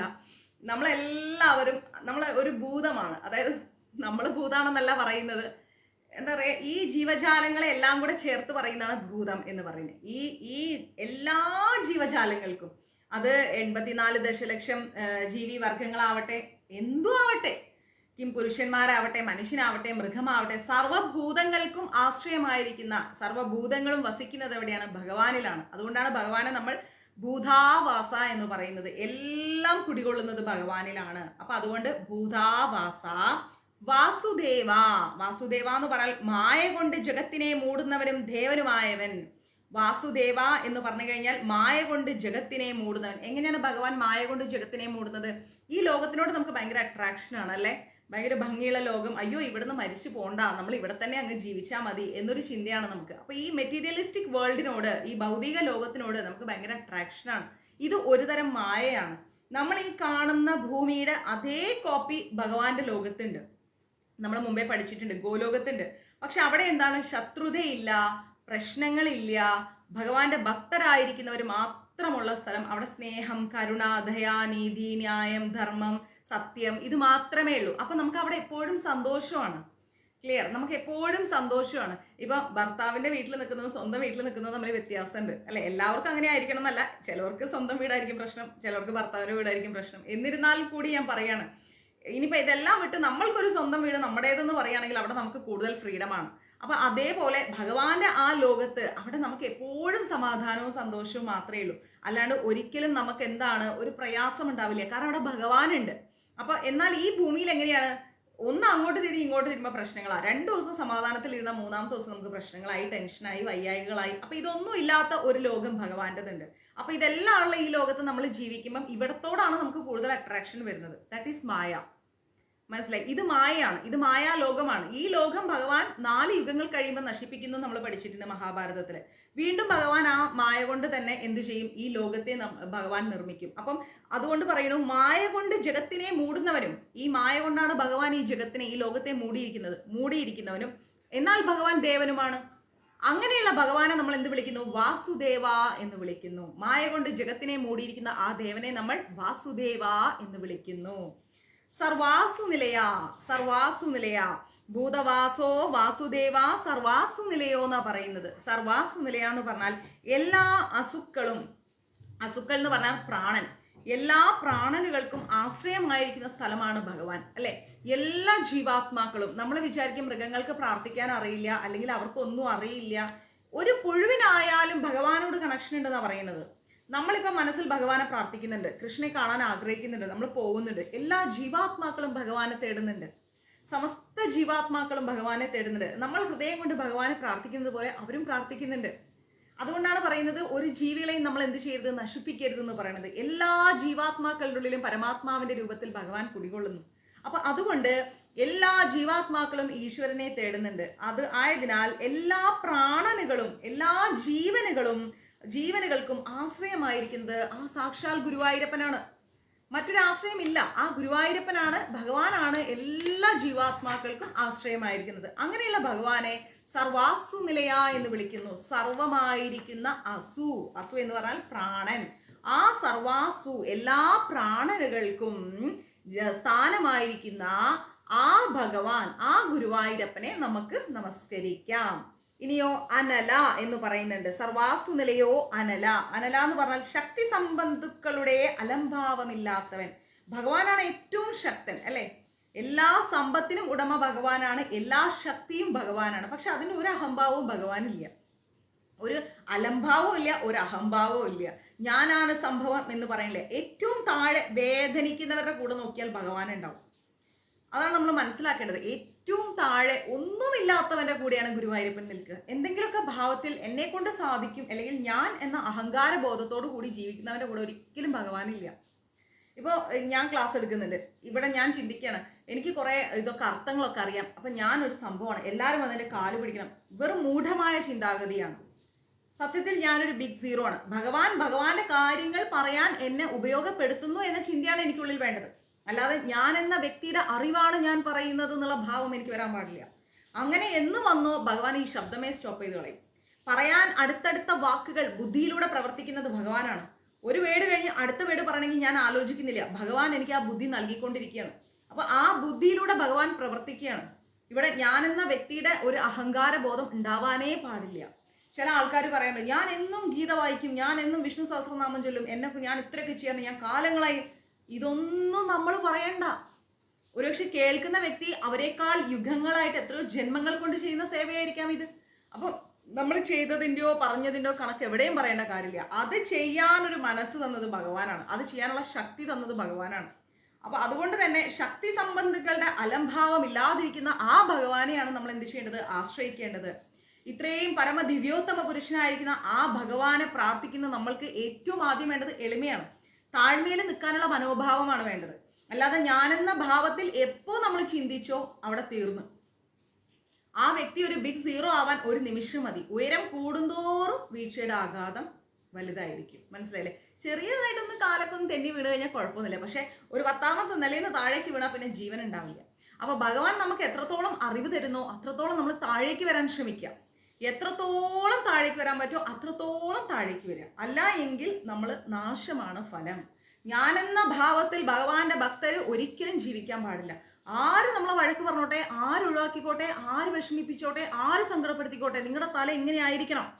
മനസ്സിലായില്ലേ? ഒരിക്കലും നിങ്ങൾ ആരാണ് എന്നെ പഠിപ്പിക്കാൻ, നിങ്ങൾ ആരാണ് എന്നെ ചോദ്യം ചെയ്യാൻ, ആ ഒരു ഭാവം നമുക്ക് വേണ്ട. കാരണം നമുക്ക് വേണ്ടിയിട്ടുള്ളത് ആരാ? ഭഗവാനാണ്. എനിക്ക് എൻ്റെ ഭഗവാനോടെല്ലാം പറഞ്ഞാൽ എനിക്ക് അതിനുള്ള സൊല്യൂഷൻ ഉണ്ട് എന്ന ആ ഒരു വിശ്വാസമാണ് ഗുരുവായൂരപ്പന്റെ ഭക്തർക്ക് ആദ്യം ഉണ്ടാവേണ്ടത്. അല്ലാതെ ഒരിക്കലും എനിക്കറിയാൻ ചോദ്യം ചെയ്യാം, ഞാൻ ചെല്ലും, ഞാൻ പറയും, എനിക്ക് എന്നാ സാധിക്കും, ഈ ചിന്ത ഉറപ്പായും നാശത്തിലേക്കാണ് കൊണ്ടുപോകുന്നത്. വീട്ടിൽ നിന്നല്ല ആര് പറഞ്ഞോട്ടെ ചോദിക്കാൻ പോണ്ട. ഞാനിപ്പോൾ എന്നെ കുറിച്ച് പലരും പലതും പറഞ്ഞു, ഞാൻ ആരോടെങ്കിലും വിളിച്ച് ചോദിച്ചോ? ഇല്ല. മുൻകാലങ്ങളിൽ മഞ്ജരീസുമായി പ്രവർത്തിച്ചപ്പോൾ ഒരുപാട് പ്രതിസന്ധികളിലൂടെ ഞാൻ കടന്നു വന്നിട്ടുണ്ട്. ഞാൻ ആരെ അടുത്തെങ്കിലും ക്ലാരിഫൈ ചെയ്യാൻ വന്നിട്ടില്ല. കാരണം എന്താ, നമ്മുടെ ഭഗവാനുണ്ട് നമുക്ക് വേണ്ടി സംസാരിക്കാൻ, അല്ലെ? ഇന്നല്ലെങ്കിൽ നാളെ എന്താണ് ധർമ്മം, എന്താണ് സത്യം, അദ്ദേഹം തെളിയിക്കും. ഉറപ്പായിട്ടും തെളിയിക്കും. അദ്ദേഹത്തിന് സമയം കൊടുക്കുക പ്രവർത്തിക്കാൻ. നമ്മുടെ ജീവിതം ആ തൃപാദങ്ങളിൽ സമർപ്പിക്കുക. അദ്ദേഹം നമ്മുടെ ജീവിതം ഭദ്രമായിട്ട് കൊണ്ടു നടക്കും. അദ്ദേഹത്തിന് അറിയാം യഥാസമയത്ത് എന്താണോ ചെയ്യേണ്ടത്. യഥാ ഹി ധർമ്മസ്യ. അദ്ദേഹത്തിന് അറിയാം ഏത് സമയത്ത് എന്ത് എപ്പോ എവിടെ പ്രവർത്തിക്കണം. നമ്മൾ ചാടി കയറി ചങ്കൂറ്റത്തോടെ ഇറങ്ങി പോണ്ട. അതിനുള്ള യാതൊരു യോഗ്യതയും നമുക്കില്ല. ക്ലിയർ? പിന്നെ എന്തിനാണ് നമ്മൾ ഭഗവാനെ ആരാധിക്കുന്നത്? അപ്പൊ അത് മനസ്സിലാക്കാം. ഇനി ദർപ്പഹ. ദർപ്പഹ എന്ന് പറഞ്ഞാൽ അധർമ്മികളുടെ ദർപ്പത്തെ, അഹങ്കാരത്തെ നശിപ്പിക്കുന്നവനാണ് ഭഗവാൻ. ആരാണോ അധർമ്മം പ്രവർത്തിക്കുന്നത് ആ അധർമ്മികളുടെ അഹങ്കാരത്തെ ഭഗവാൻ നശിപ്പിക്കും. അത് നമ്മൾ പഠിച്ചതിന്റെ അതേ അർത്ഥമാണിത്. അഹങ്കാര ഭാവത്തിൽ ആരിയ്ക്കുന്നോ അവരെ ഭഗവാൻ ഇല്ലാണ്ടാക്കും. നമ്മൾ അതിന്റെ പിന്നാലെ പോണ്ട. മനസ്സിലായില്ലേ? നമ്മൾ സ്വസ്ഥമായിട്ടിരുന്ന് ഹരേ കൃഷ്ണ കൃഷ്ണ കൃഷ്ണ ഹരേ ഹരേ, ഹരേ രാം രാം രാം ഹരേ ഹരേ, ഈ നാമവും ജപിച്ച് മിണ്ടാതിരിക്കുക. പ്രവർത്തിക്കേണ്ടത് ഭഗവാനാണ്. ഭഗവാൻ കൃത്യമായിട്ട് അത് പ്രവർത്തിക്കും. ആർക്കാണോ അഹങ്കാരമുള്ളത് അത് ഭഗവാൻ തീർത്തോളും. നമ്മൾ തീർക്കാൻ പോണ്ട. അതുകൊണ്ട് ഭഗവാൻ എന്ത് വിളിക്കുന്നു? ദർപ്പഹ. ദർപ്പം എന്ന് പറഞ്ഞാൽ എന്താണ്? അഹങ്കാരം. ദർപ്പഹ ഹ എന്ന് പറഞ്ഞു കഴിഞ്ഞാൽ അഹങ്കാരത്തെ ഇല്ലാതാക്കുന്നു. ആരുടെ അഹങ്കാരത്തെ? അധർമ്മികളുടെ അഹങ്കാരത്തെ. ഇനി ദർപ്പദ എന്ന് പറയുന്നുണ്ട്. ദർപ്പഹ കഴിഞ്ഞാൽ ദർപ്പദ എന്ന് പറയുന്നുണ്ട്. ദർപ്പദ എന്ന് പറഞ്ഞാല് ധർമ്മമാർഗസ്ഥിതർക്ക്, ദർപ്പ എന്ന് പറഞ്ഞാൽ ഗൗരവം എന്നാണ് അർത്ഥം. ഗൗരവത്തെ ദാനം ചെയ്യുന്നവൻ. അതായത് ധർമ്മത്തിന്റെ മാർഗത്തിൽ പോകുന്ന വ്യക്തികൾ ആരാണോ ആ വ്യക്തികൾക്ക് കുറച്ച് ഗൗരവം കൊടുക്കും ഭഗവാൻ. എന്താണ് ഗൗരവം? മുഖത്തിങ്ങനെ പിടിച്ചിരിക്കുന്നതാണോ ഗൗരവം? ഒരിക്കലുമല്ല. ഗൗരവം എന്ന് പറഞ്ഞു കഴിഞ്ഞാല് കാര്യങ്ങളെ കൃത്യമായ രീതിയിൽ വീക്ഷിക്കാനുള്ള ബോധം, ആ ഗൗരവ ബോധം ഭഗവാൻ നൽകും. ഇപ്പോൾ ഒരാൾ വന്നിട്ട് എൻ്റെ അടുത്ത് പറയണം, മാതാജി ഇങ്ങനെയാണ് സംഭവം, അങ്ങനെ എനിക്ക് ഭയങ്കര സങ്കടമായി, അതാണിത്. ഞാൻ എന്താ പറയാ, അത് പോട്ടെ മാതാജി, നമുക്കിപ്പോൾ അത് സംഭവിച്ചു, ഇനി അതിനെ നമ്മൾ എങ്ങനെ മറികടക്കാം അതേക്കുറിച്ച് ചിന്തിക്കണം. ഇപ്പം ശാന്തി മാതാജിക്ക് പലപ്പോഴും വിളിച്ചിട്ട്, മാതാജി എനിക്ക് ഇങ്ങനെ ഒരു കാര്യമുണ്ട്, ഇതുപോലെയാണ്, എന്താ ഞാൻ ചെയ്യേണ്ടത്? അപ്പം ഞാൻ ഒറ്റ കാര്യം പറയും, ഒരേ ഒരു കാര്യം. നമ്മൾ എന്താ ചെയ്യേണ്ടത്? നമ്മൾ ഒരു കാര്യം സംഭവിച്ചു കഴിഞ്ഞാൽ നമ്മൾ അതിൽ കിടന്നിട്ട് ഇങ്ങനെ പോസ്റ്റ്മോർട്ടം ചെയ്യാൻ നിൽക്കരുത്. ഹാപ്പൻഡ്, സംഭവിച്ചു, ഇനി അതിനൊരു സൊല്യൂഷനാണ് നമ്മൾ കാണേണ്ടത്. മനസ്സിലായില്ലേ? അതിന് ഒരു സൊല്യൂഷൻ കാണണം. എങ്ങനെയാണ് ഈ പ്രശ്നത്തെ നമ്മൾ മറികടക്കുന്നത്? നമ്മൾ കുറേ ബ്ലബ്ലേന്ന് സംസാരിച്ചിട്ടും ബഹളം ഉണ്ടാക്കാൻ പോയിട്ടും അടിപിടി കൂടിയിട്ടും ഒന്നും കാര്യമില്ല. നിശബ്ദമായി നിന്ന് ചിന്തിക്കുക. ഒരു പ്രശ്നം വന്നു കഴിഞ്ഞാൽ ചിന്തിക്കുക, ഈ പ്രശ്നം വരാനുള്ള കാരണം എന്താണ്? എവിടെയാണ് എനിക്ക് തെറ്റിപ്പോയത്? ഞാൻ എവിടെയാണ് തീരുമാനമെടുത്ത് തെറ്റിയത്? ഇതെങ്ങനെയാണ് ഞാൻ സോൾവ് ചെയ്യുന്നത്? ഈ ചിന്തയാണ് നമ്മൾ ഗൗരവം എന്ന് പറയേണ്ടത്. ഗൗരവത്തോടു കൂടി ഒരു പ്രശ്നത്തെ അഭിമുഖീകരിക്കണം. ആ ബോധം ഭഗവാൻ നൽകും. നമ്മൾ ചിലപ്പോൾ മനസ്സിലാക്കാറില്ല, അയ്യോ ഞാൻ ആ സമയത്ത് അങ്ങനെ പ്രവർത്തിച്ചില്ലെങ്കിൽ എൻ്റെ കൃഷ്ണ ഗുരുവായൂരപ്പ, ആ സമയത്ത് ഞാൻ അവിടെ എത്തിയില്ലേ, തീർന്നേനെ കാര്യം. ഈ ബോധം എങ്ങനെ നമുക്കുണ്ടായി? ഭഗവാനെ പ്രാർത്ഥിക്കുന്നതുകൊണ്ട്. നമ്മൾ അറിയാണ്ടാണ്. ഓരോ സെക്കൻഡും നമ്മുടെ ജീവിതത്തിൽ അദ്ദേഹം പ്രവർത്തിക്കുന്നുണ്ട്. ഓരോ നിമിഷവും പ്രവർത്തിക്കുന്നുണ്ട്. നമ്മൾ ഒരു ഡെസ്റ്റിനേഷൻ വെക്കും, ഭഗവാനെ ഒരു വീട്, ഒരു 10 കോടിയുടെ ലോട്ടറി, ഭഗവാനെ എനിക്കൊരു ജോലി. ഈ സംഭവത്തിലേക്ക് നമ്മൾ എത്തുന്നതിൻ്റെ ആ വഴികളിൽ ഒരുപാട് നിമിഷങ്ങൾ നമ്മൾ യാത്ര ചെയ്യുന്നുണ്ട്, ഇല്ലേ? ഇപ്പോൾ ഒരു 4 മണിക്കൂർ കൊണ്ട് നമ്മളൊരു സ്ഥലത്തെത്തുന്നു വിചാരിക്കുക. നമ്മളുടെ ഡെസ്റ്റിനേഷൻ 4 മണിക്കൂറിലെത്തുന്ന ആ സ്ഥലം മാത്രമാണ്. പക്ഷെ ആ യാത്ര ചെയ്യുന്ന 4 മണിക്കൂറുകൾക്കുള്ളിൽ എത്ര സെക്കൻഡുകളുണ്ട്, എത്ര നിമിഷങ്ങളുണ്ട്, എത്ര മണിക്കൂറുകളുണ്ട്, എന്തെല്ലാം ഉണ്ട്. ഈ സമയങ്ങളിലെല്ലാം ഭഗവാൻ നമ്മൾ എന്ത് ചെയ്യുന്നുണ്ട്? നമ്മളെ കൂടെ ട്രാവൽ ചെയ്യുന്നുണ്ട്. അദ്ദേഹം നമ്മളെ മനസ്സിലാക്കി നമ്മളെ കൂടെ ഭഗവാൻ ഉണ്ട്. ഓരോ നിമിഷവും അദ്ദേഹം നമ്മളുടെ കൂടെ എത്തുന്നുണ്ട്. എന്നിട്ട് നമ്മൾ അവിടെ എത്തിക്കഴിഞ്ഞാൽ ആ എത്തുന്ന സ്ഥലം മാത്രമേ നമുക്ക് ബോധം ഉണ്ടാവും. പക്ഷെ ആ എത്താൻ ഉപയോഗിക്കുന്ന ആ ഓരോ നിമിഷങ്ങളും അദ്ദേഹം നമ്മുടെ കൂടെ ഉണ്ട് നമ്മൾ മനസ്സിലാക്കണം. ഓരോ സെക്കൻഡ്സും കൂടെയുണ്ട്. അപ്പൊ അതുകൊണ്ട് നമ്മൾ മനസ്സിലാക്കേണ്ടത്, ഭഗവാൻ നമ്മളുടെ കൂടെ ഓരോ സെക്കൻഡും യാത്ര ചെയ്യുന്നുണ്ട്. നമ്മൾക്ക് ഓരോ സമയത്തും എന്താണോ ചെയ്യേണ്ടത്, എന്താണോ പറയേണ്ടത്, എങ്ങനെയാണോ പ്രവർത്തിക്കേണ്ടത്, ഇത് നമ്മളെ പോലെയുള്ള വിഡ്ഢികളുടെ ബുദ്ധി അല്ലെന്നേ. നമ്മൾ ആരും അല്ല. ഇത് ഭഗവാൻ നമ്മൾക്ക് തരുന്ന അനുഗ്രഹമാണ്. ഈ അനുഗ്രഹത്തെ നമ്മൾ ഗൗരവം എന്ന് വിളിക്കും. ഒരു വ്യക്തിയെ അല്ലെങ്കിൽ ഒരു അവസ്ഥയെ എങ്ങനെ അഭിമുഖീകരിക്കണം എന്ന തികഞ്ഞ ബോധം, അതാണ് എന്ത്? ഗൗരവം എന്ന് പറയുന്നത്. അത് ഭഗവാൻ നമുക്ക് നൽകും. ഭഗവാനെ പ്രാർത്ഥിക്കുന്തോറും ഭഗവാൻ നമുക്ക് നൽകും. ഓക്കെ, അപ്പൊ അതിന് പറയുന്ന പേരാണ് ദർപ്പദ എന്ന് പറയുന്നത്.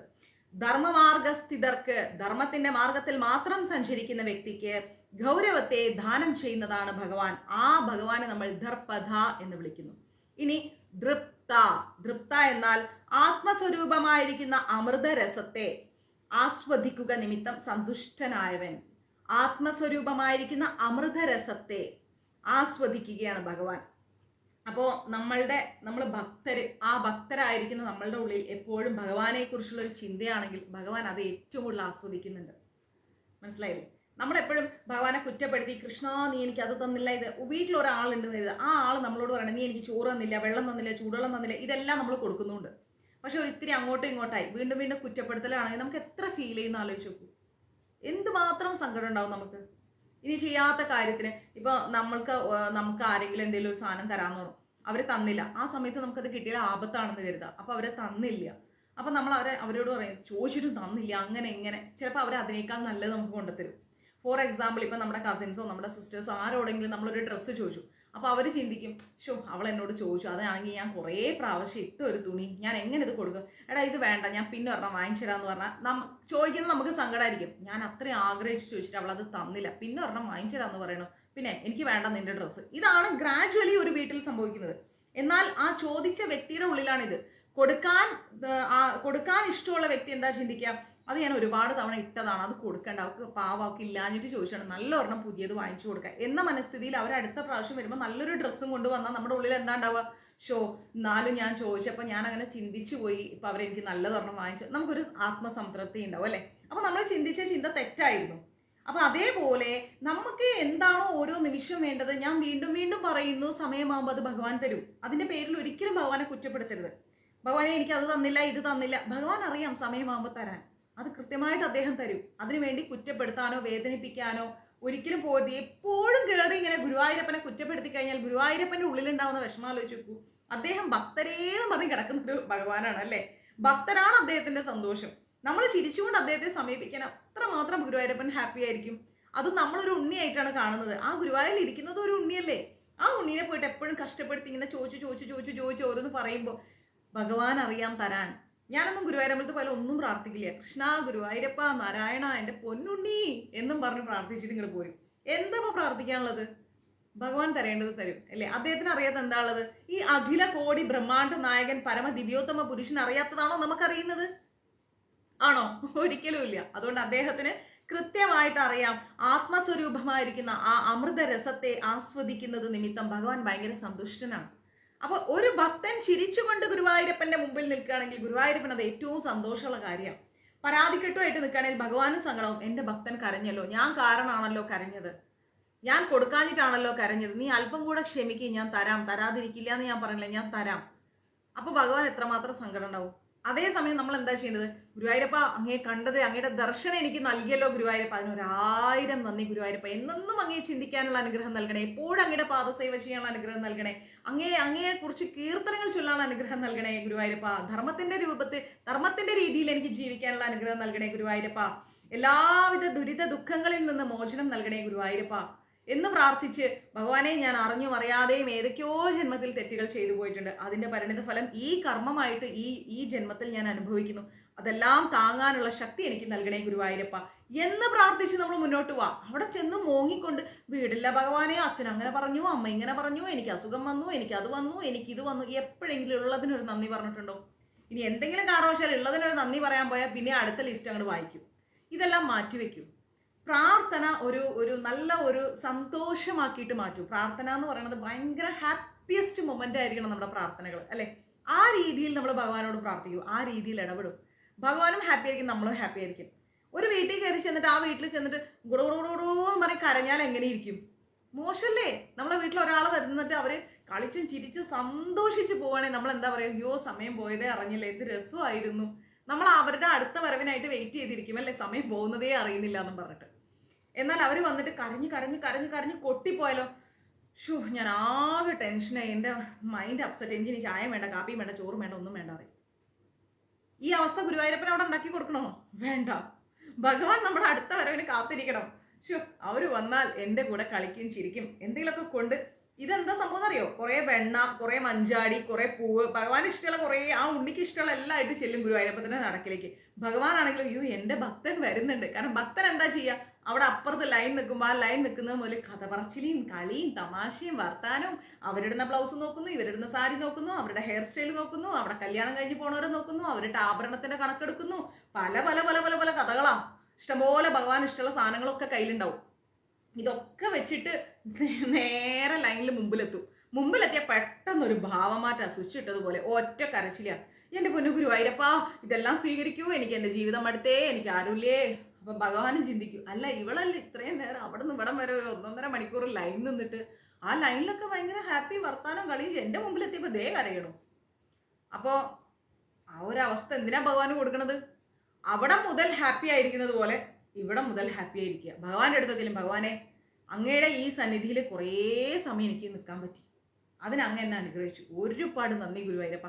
എന്തായാലും ഭഗവാനെ ഞാൻ അത് കൊണ്ടുവന്നല്ലോ, അവിടുന്ന് സ്വീകരിക്കും സന്തോഷത്തോടെ. അടിയനിപ്പോൾ ഇതേ കൊണ്ടുവരാൻ സാധിച്ചുള്ളൂ, അടുത്ത പ്രാവശ്യം ഇനിയും കുറേ കൊണ്ടുവരാൻ പറ്റട്ടെ ഭഗവാനെ. കാലാകാലം ഭഗവാന്റെ പാദസേവ ചെയ്യാനുള്ള അനുഗ്രഹം നൽകണേ ഗുരുവായൂരപ്പ. അങ്ങയുടെ തൃപാദങ്ങളിൽ ഞാൻ എൻ്റെ ജീവിതം സമർപ്പിക്കുന്നു. മതി, അവിടെ സമർപ്പിക്കുന്ന ഭഗവാൻ അറിയാം നമുക്ക് എന്താ ആവശ്യമുള്ളതെന്ന്. ചോദിച്ച് എണ്ണി പെറുക്കി വാങ്ങേണ്ട കാര്യമില്ല. ഓക്കെ, ദാറ്റ് ഈസ് ഭക്തി. അല്ലാണ്ട് മെറ്റീരിയലിസ്റ്റിക് വേൾഡിലുള്ള ഈ ഭൗതികതയിലുള്ള എല്ലാം ആണെന്ന് പറഞ്ഞിട്ട് അവിടെ പോയി പ്രാർത്ഥിച്ചു കഴിഞ്ഞാൽ അത് ഭക്തിയല്ല, അതൊരു തരം ഉടമ്പടിയാണ്. ആ ഉടമ്പടി നമുക്ക് ഭഗവാനോട് വേണ്ട.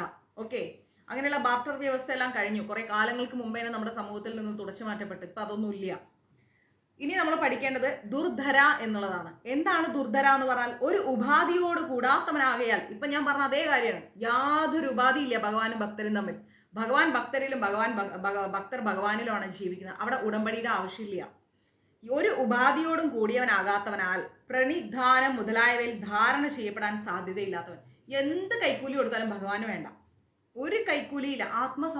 ആത്മസമർപ്പണത്തോടു കൂടിയുള്ള ഭക്തി, ഇതാണ് ഭഗവാന് കൊടുക്കേണ്ടത്. അല്ലാതെ ഒരു കൈക്കൂലിക്കും അദ്ദേഹം ഇഷ്ടപ്പെടുന്നില്ല. ഇത്ര കൊടുത്താ ഇത്ര. ചിലവരെ കണ്ടിട്ടുണ്ട്, ആ മാതാജി എനിക്കത് കിട്ടിയ ഞാൻ ഉറപ്പായിട്ടും കിച്ചൂട്ടന് ഹാരമണിയും. ഞാൻ ഒന്നും പറയാൻ പോറില്ല. ഓക്കെ, നിങ്ങളുടെ ഇഷ്ടം. കിട്ടിക്കഴിഞ്ഞാലോ, അയ്യോ എൻ്റെ കുട്ടിക്ക് ഫസ്റ്റ് ക്ലാസ് കിട്ടി, അല്ലെ ജോലി കിട്ടി മാതാജി, ഞാൻ ഉടനെ ഹാരമണിയുന്നു. അണിഞ്ഞോളൂ, ഞാൻ ഇത്രയും ഓക്കെ ചെയ്തോളൂ. അതിന് നമുക്കൊരു സംതൃപ്തി ഉണ്ടാവില്ല. അതർവൈസ് മാതാജി ഞാൻ ഭഗവാനൊരു ഹാരണിയാണ്, ഓക്കെ അണിയൂ. അത് അണിഞ്ഞിട്ട് കൃഷ്ണ ഗുരുവായൂരപ്പ ഇത് അണിയാനുള്ളൊരു അവസരം എനിക്ക് ഭഗവാൻ തന്നല്ലോ, ഒരുപാട് നന്ദി. അവിടുത്തെ എനിക്ക് അറിയാനുള്ള എല്ലാ അനുഗ്രഹങ്ങളും അവിടെ നൽകാം. കാരണം അവിടുത്തെ അറിഞ്ഞാലും മതി വരില്ല, അറിഞ്ഞാലും തീരില്ല. പക്ഷെ എന്നെ അങ്ങ് അറിയുന്നുണ്ടല്ലോ, അത് മതി ഗുരുവായൂരപ്പ. എന്നെ അറിയുന്നോണ്ടല്ലേ എനിക്ക് ഗുരുവായൂർ വരാൻ പറ്റിയത്. എന്നെ അറിയുന്നോണ്ടല്ലേ എൻ്റെ ഭഗവാന് ഹാരമണിയാൻ സാധിച്ചത്, അല്ലേ? എന്നെ അറിയുന്നോണ്ടല്ലേ വെണ്ണ കൊടുക്കാൻ പറ്റിയത്. എന്നെ അറിയുന്നോണ്ടല്ലേ ഭഗവാന് വസ്ത്രം കൊടുക്കാൻ പറ്റിയത്. നമ്മൾക്ക് ഭഗവാൻ നമ്മളെ അറിയുന്നോണ്ടാണ് നമുക്ക് അദ്ദേഹത്തിന് അറിയാൻ പറ്റുന്നത്, അല്ലെങ്കിൽ അറിയാൻ പറ്റൂ. ഇപ്പോൾ നമ്മൾ പറയാറില്ലേ, ചിലപ്പോൾ ഫോൺ വിളിക്കാൻ 100 ആയുസ് ഇപ്പം ഞാൻ ഇതിനെക്കുറിച്ച് ചിന്തിച്ചിട്ടേ ഉള്ളൂ. ഈ ഒരു കണക്ഷൻ അവിടെ ഭഗവാനായിട്ടുണ്ട്. ഒരു സാധാരണ മനുഷ്യർ തമ്മിൽ ഇങ്ങനെ ഒരു ചിന്തയുടെ ബലത്തിൽ ഒരു കണക്ഷൻ ഉണ്ടെങ്കിൽ ഭഗവാനായിട്ട് എത്ര വലിയ കണക്ഷൻ ആയിരിക്കും നമുക്കുള്ളത്, അത് നമ്മൾ മനസ്സിലാക്കുക. ഭഗവാനായിട്ടൊരു വലിയ കണക്ഷൻ നമുക്കുണ്ട്. അദ്ദേഹം നമ്മളെ അറിയുന്നുണ്ട്, അതുകൊണ്ടാണ് നമ്മൾ ഗുരുവായൂരെത്തുന്നത്. നമ്മളെ കാണാൻ ആഗ്രഹിക്കുന്നുണ്ട്, അതുകൊണ്ടാണ് ഗുരുവായൂരെത്തുന്നത്. വിളിച്ചു വരുത്തിയിട്ട് ഭഗവാനെ കരയിപ്പിക്കേണ്ട ആവശ്യമുണ്ടോ? നമുക്ക് ചിരിച്ചുകൊണ്ട് കാണാം ഭഗവാനെ, സന്തോഷത്തോടെ കാണാം, ആ തൃപാദങ്ങളിൽ നമസ്കരിക്കുക. അദ്ദേഹം അറിഞ്ഞു നമ്മളെ, അറിയാൻ വേണ്ടി അദ്ദേഹം ആഗ്രഹിച്ചു നമ്മളെ കാണാൻ, അല്ലേ? ആ ഇരിക്കുന്ന ഗുരുവായൂർ അപ്പനാണ്, ആ അച്ഛന് നമ്മളെ കാണാൻ ആഗ്രഹം തോന്നിയതേ. അതുകൊണ്ട് മക്കളായ നമ്മൾ അവിടെ ചെല്ലുന്നു. എന്നിട്ട് കരയിപ്പിച്ചിട്ട് വരണ വല്ല കാര്യമുണ്ടോ? ഒരു കാര്യമില്ല. എന്താണോ നമ്മളെ കൊണ്ട്, നമുക്ക് കുറച്ച് ജോലി കാര്യങ്ങളൊക്കെ ഉണ്ട്, ഇല്ലായ്മകളിലും എന്താണ് ഭഗവാന്റെ പരമഭക്തനായിരിക്കുന്ന ആ ഒരു സുധാമാവ് കൊണ്ടുപോയി കൊടുത്തതുപോലെ നമ്മൾക്ക് എന്തുണ്ടോ അത് കൊണ്ട് കൊടുക്കുക. വേറെ ഒന്നും നോക്കണ്ട. കുചേലൻ എന്താ കൊണ്ടുപോയത്? ഇല്ലായ്മകളിലും അവല് കൊണ്ടുപോയി. അതിന്റെ പിന്നിലുള്ള കഥയും സാരം ഒന്നും അന്വേഷിക്കാൻ പോണ്ട. ഒരാളെ കാണാൻ ചെല്ലുമ്പോൾ നമ്മൾ എന്താ വെറും കൈയോടെ നമ്മൾ പോകാറില്ല, അല്ലെ? നമ്മൾ നമ്മുടേതായ ഒരു മര്യാദ കീപ്പ് ചെയ്യും. അതേപോലെ ഭഗവാനെ കാണാൻ ചെല്ലുമ്പോൾ കൊണ്ടു ചെല്ലും. നമ്മളെ കൊണ്ട് എന്ത് സാധിക്കുമോ അത്. ഇനി ഒന്നും കയ്യിലില്ലേ, ആത്മസമർപ്പണമായ 2 വാക്ക്, ഇതൊക്കെ മതി ഗുരുവായൂരപ്പന്. അല്ലാണ്ട് ഭഗവാൻ ഒരു ഉടമ്പടിയില്ല. അപരാജിത എന്ന് പറഞ്ഞാൽ രാഗം മുതലായ ആഭ്യന്തര ശത്രുക്കളാലും അസുരാധികളായിരിക്കുന്ന ബാഹ്യ ശത്രുക്കളാലും പരാജിതനല്ലാത്തവൻ. മനസ്സിലെ മോഹങ്ങൾ, ലോഭങ്ങൾ, അഹങ്കാരം, ധിക്കാരം, ഞാനെന്ന ഭാവത്തിനൊക്കെ ഒന്നും ഭഗവാനെ തോൽപ്പിക്കാൻ കഴിയില്ല. ഇനി പുറത്തുനിന്നൊരു അസുരം വന്നാലോ ഭഗവാനെ തോൽപ്പിക്കാൻ കഴിയില്ല. ആരാലും തോൽപ്പിക്കാൻ പറ്റാത്ത ഭഗവാൻ സർവ്വവിജയിയാണ്. എല്ലാരാലും വിജയിച്ചു നിൽക്കുന്ന ആ ഭഗവാനെ ആശ്രയിക്കുന്ന നമ്മൾക്ക് എന്തിനാണ് ദുഃഖം? ഒരു ഓഫീസിലേക്ക് കയറി ചെല്ലാണ്, ഒരു അക്ഷയ സെന്ററിൽ കയറി ചെല്ലാണ്, അല്ലെ വേറെ എവിടെയെങ്കിലും ഒന്ന് കയറി ചെല്ലാണ്. നമ്മൾ എന്താ പറയാ, അയ്യോ എനിക്കവിടെ അറിയുന്ന ആളുണ്ട്, അതുകൊണ്ട് എനിക്ക് പെട്ടെന്ന് കാര്യം നടക്കും. ഹോസ്പിറ്റലൊക്കെ പോവുകയാണെങ്കിൽ അയ്യോ ഒരുപാട് ലൈൻ നിൽക്കണം, ആ ഡോക്ടറിൻ്റെ അടുത്ത് ഭയങ്കര ക്യൂ ആണെന്ന് പറയും. പക്ഷെ അവിടെ അറിയുന്ന ഒരാളുണ്ടെങ്കിലോ, എനിക്ക് അറിയുന്ന ഒരാളുണ്ട്, അവിടെ അവർ പെട്ടെന്ന് തന്നെ കയറ്റി വിടുന്നു പറയും അല്ലേ. അയാളുടെ പവറിനെയാണ്, അയാളുടെ സ്ഥാനത്തെയാണ് നമ്മൾ ബഹുമാനിക്കുന്നത്. അതിലൊരു വിശ്വാസം നമുക്കുണ്ട്. അപ്പൊ ആരാളെയും തോൽപ്പിക്കാനാവാത്ത ഭഗവാനിൽ എന്തുകൊണ്ട് അത്രയും അടിയുറച്ച വിശ്വാസം വരുന്നില്ല? അതാണ് എൻ്റെ ക്വസ്റ്റ്യൻ. ഒരു ഹോസ്പിറ്റലിന്റെ ഒരു ചീഫ് ഡോക്ടറിന്റെ അസിസ്റ്റന്റിനെ അറിയാമെങ്കിൽ, ഒരു മന്ത്രിയുടെ അസിസ്റ്റന്റിനെ അറിയാമെങ്കിൽ ധൈര്യമാണ്. എനിക്ക് മിനിസ്റ്ററിന്റെ അസിസ്റ്റന്റിനെ ഒക്കെ അറിയാം, ഞാൻ വിളിച്ചാൽ അടുത്ത സെക്കൻഡ് മിനിസ്റ്റർ ഫോൺ എടുക്കും, ഞാൻ അങ്ങനെ ഇങ്ങനെ, വലിയ സംഭവമാണ്. പക്ഷെ ഈ മിനിസ്റ്ററിന്റെ മുകളിൽ ആൾക്കാരുണ്ട് ഇല്ലേ? അപ്പോ ഇങ്ങനെ നിസാരമായിരിക്കുന്ന ആളുകളിൽ വെക്കുന്ന വിശ്വാസം അത്ര പോലും നമുക്ക് ആരോടില്ല? ഗുരുവായൂരപ്പനോടില്ല. തെറ്റല്ലേ? ആലോചിച്ചു, തെറ്റാണോ? തീർച്ചയായിട്ടും തെറ്റാണ്. ഞാൻ ഒരുപാട് പ്രാർത്ഥിച്ചു, കാര്യം നടന്നില്ല. ഇപ്പൊ ഞാൻ ഗുരുവായൂർ പോകാറില്ല, ഞാൻ ഭഗവാനെ പ്രാർത്ഥിക്കാറില്ല, ഞാൻ നിർത്തി, പ്രാർത്ഥനയും ജപമൊക്കെ നിർത്തി. സ്വന്തം കയ്യിലിരിപ്പോണ്ടാണ് ഈ ദുരിതങ്ങളെല്ലാം അനുഭവിക്കണം എന്നുള്ള ബോധമില്ല. എന്നിട്ടോ ഞാൻ നിർത്തി. എനിക്കിനി യാതൊരുവിധ ഭക്തിയും വേണ്ട, ഞാൻ ഇങ്ങനെ ജീവിച്ചു പോവാ. അങ്ങനെ ജീവിച്ചിട്ട് അതുപോലെ വലിയ പടുകുഴിയിൽ പോയി കിടക്കുക, അത്രയും ഞാൻ പറയൂ. ഇത്രയും വലിയ അഖില കോടി ബ്രഹ്മാണ്ഡ നായകനോടില്ലാത്ത വിശ്വാസം ഈ ലോകത്ത് ആരോടാണ് വെക്കാൻ പോണത്? ആരോടും വെക്കണ്ട. സാക്ഷാൽ ഗുരുവായൂരപ്പനോട് വെക്കൂ. ഏതൊരു കാര്യത്തിനും ഭഗവാൻ നമ്മുടെ കൂടെ ഉണ്ടാവും. നമ്മൾക്ക് നടക്കേണ്ട, നമ്മുടെ ജീവിതത്തിൽ ധർമ്മം കൊണ്ടുവരുന്ന, സത്യം കൊണ്ടുവരുന്ന, നീതി കൊണ്ടുവരുന്ന, നമുക്ക് ആപത്തില്ലാത്ത എന്ത് കാര്യം ഭഗവാൻ നടത്തി തരും. 17ാമത്തെ വയസ്സിൽ പ്രണയിക്കുമ്പോൾ നമുക്ക് തോന്നലെന്താ, അയ്യോ എനിക്ക് ആ ചേട്ടനെ മാത്രം മതി, വേറെ ആരെയും വേണ്ട. ഇതേ 25ാമത്തെ വയസ്സിൽ 30ാമത്തെ വയസ്സിൽ എത്തിക്കുമ്പോൾ അയാൾക്കൊരു ജോലിയില്ല, കൂലിയില്ല, സ്വന്തം വീടുമില്ല, എൻ്റെ അമ്മയും അയാളെ ഭാര്യ ഭയങ്കര ദാരിദ്ര്യത്തിലാണ്, ഞാൻ അന്ന് അയാളെ കെട്ടിയിരുന്നെങ്കിൽ എൻ്റെ ജീവിതം സ്വാഹ, ഇന്ന് ഞാൻ സ്വസ്ഥം, എനിക്ക് സ്വന്തം വീടൊക്കെ, ഞാൻ ഹാപ്പിയായി. ഈ ഏജിന്റെ ഡിഫറൻസ് മനസ്സിലായില്ലേ? അതേപോലെ അന്ന് ഭഗവാൻ അത് തരാത്തതിന് ചിലപ്പോൾ ഭഗവാനെ കുറെ പഴിചാരിയിട്ടുണ്ടാവും. അത് അനുവദിക്കാത്ത അച്ഛനമ്മമാർ അതിലേറെ പഴിചാരിയിട്ടുണ്ടാവും. പക്ഷെ ലൈഫ് സെറ്റിൽ ആയപ്പോഴോ അന്ന് അങ്ങനെ തോന്നാത്തത് എത്ര നന്നായി എൻ്റെ പൊന്നു ഗുരുവായൂരപ്പാ. കാലത്തിന്റെ വ്യത്യാസമുണ്ട് നമുക്ക്. അതേപോലെ ഭഗവാൻ അറിയാം നമുക്ക് ഏത് സമയത്ത് എന്ത് തരണമെന്ന്. അത് കൃത്യമായിട്ട് അദ്ദേഹം തരും. പഴിചാരണ്ട, ക്ഷമയോടെ കാത്തിരിക്കുക. അതിന്റെ പേരിൽ നമ്മൾ കൊണ്ടുപോയി കളയാനുള്ള ഒരു പാവയല്ല ഭഗവാനും. അദ്ദേഹത്തോടുള്ള ഭക്തിയും വിശ്വാസവും, അടിയുറച്ച ഭക്തിയുണ്ടോ ആ ഭക്തൻ ഒരിക്കലും നശിക്കില്ല എന്ന് ഭഗവാൻ ഉറപ്പ് പറഞ്ഞിട്ടുണ്ട്. മനസ്സിലായില്ലേ? അപ്പൊ അടിയുറച്ച ഭക്തിയോടുകൂടി ക്ഷമയോടെ കാത്തിരിക്കുക, ഭഗവാൻ നൽകും. അപ്പോൾ പുറത്തുള്ള ശത്രുക്കൾക്കും ഭഗവാനെ തോൽപ്പിക്കാൻ പറ്റില്ല, അകത്തുള്ള ശത്രുക്കൾക്കും തോൽപ്പിക്കാൻ പറ്റില്ല. അങ്ങനെയുള്ള സർവ്വവിജയായിരിക്കുന്ന ഭഗവാനിൽ ഒരു പൂർണ്ണമായ വിശ്വാസത്തോടുകൂടി മുന്നോട്ട് പോവുക, അതാണ് വേണ്ടത്. ഓക്കെ, അപ്പോ 76ാമത്തെ ശ്ലോകം എന്ന് പറയുന്നത് ഭൂതവാസോ വാസുദേവ സർവാസു നിലയോ അനല ദർപ്പഹ ദർപ്പദോ ദൃപ്തോ ദുർധരോ അധാപരാജിത. എല്ലാ ഭൂതങ്ങൾക്കും ആശ്രയമായിരിക്കുന്ന, മായ കൊണ്ട് ഈ ലോകത്തെ മുഴുവൻ മൂടുന്ന, എന്നിട്ട് ദേവനായിരിക്കുന്ന, എല്ലാ പ്രാണനുകൾക്കും അതായത് എല്ലാ ജീവനും ആശ്രയമായിരിക്കുന്ന, ശക്തി സമ്പത്തുകളുടെ അലംഭാവമില്ലാതിരിക്കുന്ന, അധർമ്മികളുടെ അഹങ്കാരത്തെ നശിപ്പിക്കുന്ന, ധർമ്മ മാർഗസ്ഥിതന്മാർക്ക് ആ ഒരു ഗൗരവം, ഒരു കാര്യത്തെ സമീപിക്കേണ്ട രീതി എങ്ങനെയാണെന്നുള്ള അനുഗ്രഹം പ്രദാനം ചെയ്യുന്ന, ആത്മസ്വരൂപമായിരിക്കുന്ന അമൃതരസത്തെ ആസ്വദിക്കുക നിമിത്തം സന്തുഷ്ടമായിരിക്കുന്ന, ഒരു ഉപാധിയോടും കൂടാത്തവയിരിക്കുന്നതിനാൽ പ്രണിധാനം മുതലായവനിൽ ധാരണപ്പെടാൻ സാധ്യതയില്ലാതിരിക്കുന്ന, രാഗം മുതലായിരിക്കുന്ന ആഭ്യന്തര ശത്രുക്കളാലും അസുരാദികളായിരിക്കുന്ന ബാഹ്യ ശത്രുക്കളാലും ഒരിക്കലും തോൽക്കാത്ത ആ സർവ്വവിജയായിരിക്കുന്ന ഗുരുവായൂരപ്പന്റെ തൃപാദങ്ങളിൽ നമുക്ക് നമസ്കരിക്കാം. ഹരേ കൃഷ്ണ. ഓക്കെ, ഇനി 77ാമത്തെ ശ്ലോകമാണ്. 77ാമത്തെ ശ്ലോകം എന്ന് പറഞ്ഞാൽ വിശ്വമൂർത്തി മഹാമൂർത്തി ദീപ്തമൂർത്തിരമൂർത്തിമാൻ. വിശ്വമൂർത്തി മഹാമൂർത്തി, 2 വേർഡ്. വിശ്വമൂർത്തി മഹാമൂർത്തി.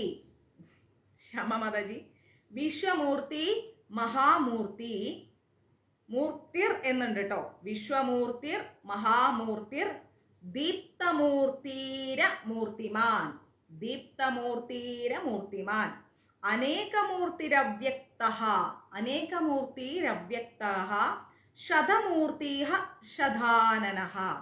ശതമൂർത്തിഃ ശതാനനഃ. അപ്പോ വിശ്വമൂർത്തിർ മഹാമൂർത്തിർ ദീപ്തമൂർത്തിരമൂർത്തിമാൻ അനേകമൂർത്തിരവ്യക്തഃ ശതമൂർത്തിഃ ശതാനനഃ എന്ന് വെച്ച് കഴിഞ്ഞാൽ, വിശ്വമൂർത്തി എന്ന് പറഞ്ഞാൽ എന്താണ്? സർവാത്മകനായാൽ വിശ്വമാകുന്ന ശരീരത്തോടു കൂടിയ ഭഗവാന്റെ ശരീരം എന്ന് പറഞ്ഞ ഈ ലോകമാണ്. അതാണല്ലോ നമ്മൾ വിശ്വരൂപത്തിൽ പഠിച്ചിരിക്കുന്നത് അല്ലെ. അപ്പോ ആ വിശ്വമൂർത്തി, ഈ ലോകത്തിലും പിതാവാണ് അദ്ദേഹം, ജഗത് പിതാവായിരിക്കുന്ന മഹാമൂർത്തി എന്ന് പറഞ്ഞാൽ അനന്തമാകുന്ന ശൈലിയിൽ ശയിക്കുന്ന വലിയ മൂർത്തിയോടുകൂടിയവൻ. അനന്തന്റെ മുകളിലാണല്ലോ ഭഗവാൻ കിടക്കുന്നത്. നമ്മൾ കണ്ടിരിക്കുന്ന ചെറിയ ചെറിയ പാമ്പുകൾ, ഏറ്റവും വലിയ പാമ്പ് നമ്മൾ കണ്ടിരിക്കുന്ന ചിത്രത്തിലും ടി വിയിലും, അയ്യോ അനാക്കോണ്ട, ഇതൊന്നല്ല.